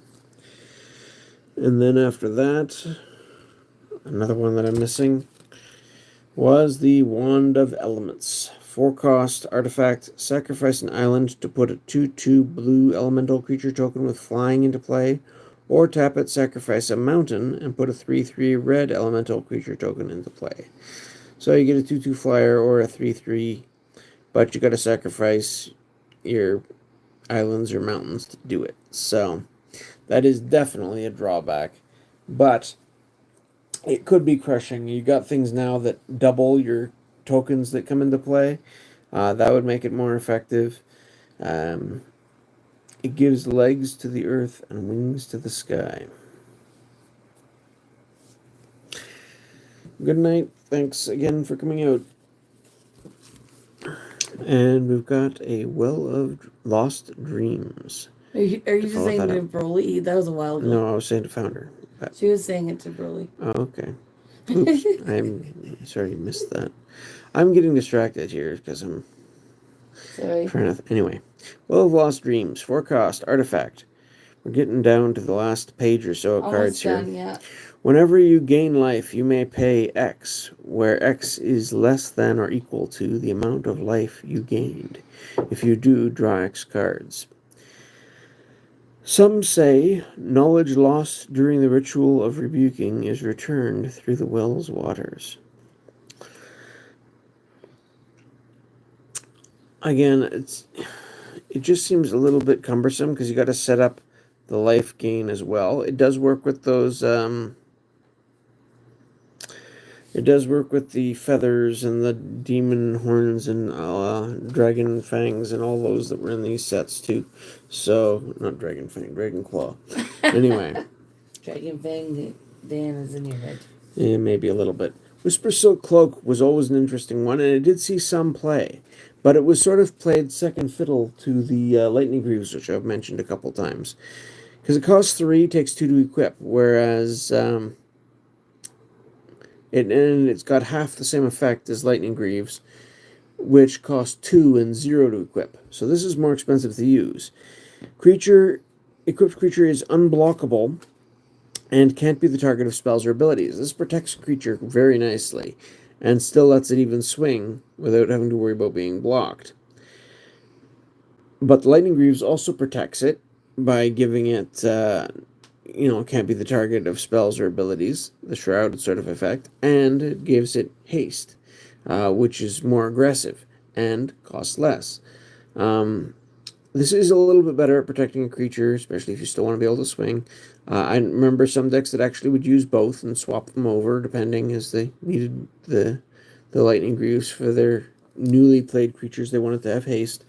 But this definitely saw some play, and eventually, like I said, the Lightning Greaves has been replaced by Swiftfoot Boots and things like that, where they made you have to pay to equip it, which isn't as fun, but probably makes more sense. Then you've got the Wirefly Hive. Costs 3. Pay 3 and tap it to flip a coin. If you win the flip, put a 2/2 artifact creature token with flying into play. If you lose the flip, destroy all Wireflies.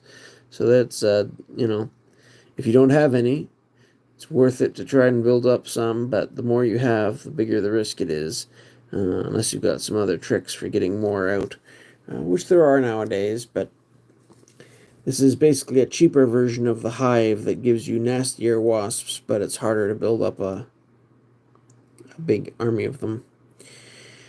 The lifespan of a Wirefly can be precisely described as short.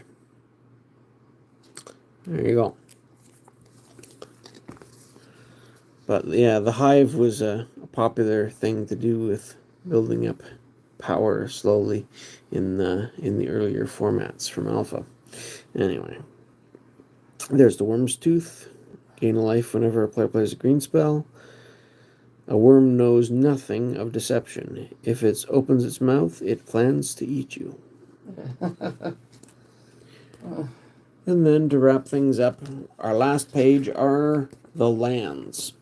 There's only 3, but they've all seen, well, at least 2 of the 3 have seen some use. So we got Blinkmoth Nexus. This is a riff off of Mishra's Factory. A land, taps for a colorless. You can pay 1 to turn it into a creature. Mishra's Factory was a 2/2 assembly worker creature. That was an artifact creature and land still. This is a Blinkmoth 1/1 artifact creature with flying. So again, it's still three different card types: land, creature, and artifact. While you do that, which can be troublesome, but at the same time, it's in a flying evasive creature. And instead of tapping to pump an assembly worker, this you have to pay 1 and tap. Target Blinkmoth gets +1/+1 at the end of turn. This did see some play, and it still does. Although it too has been sort of superseded by Inkmoth Nexus, which came out of that other block which saw the downfall of Mirrodin, sadly. So there we have it. Ouch.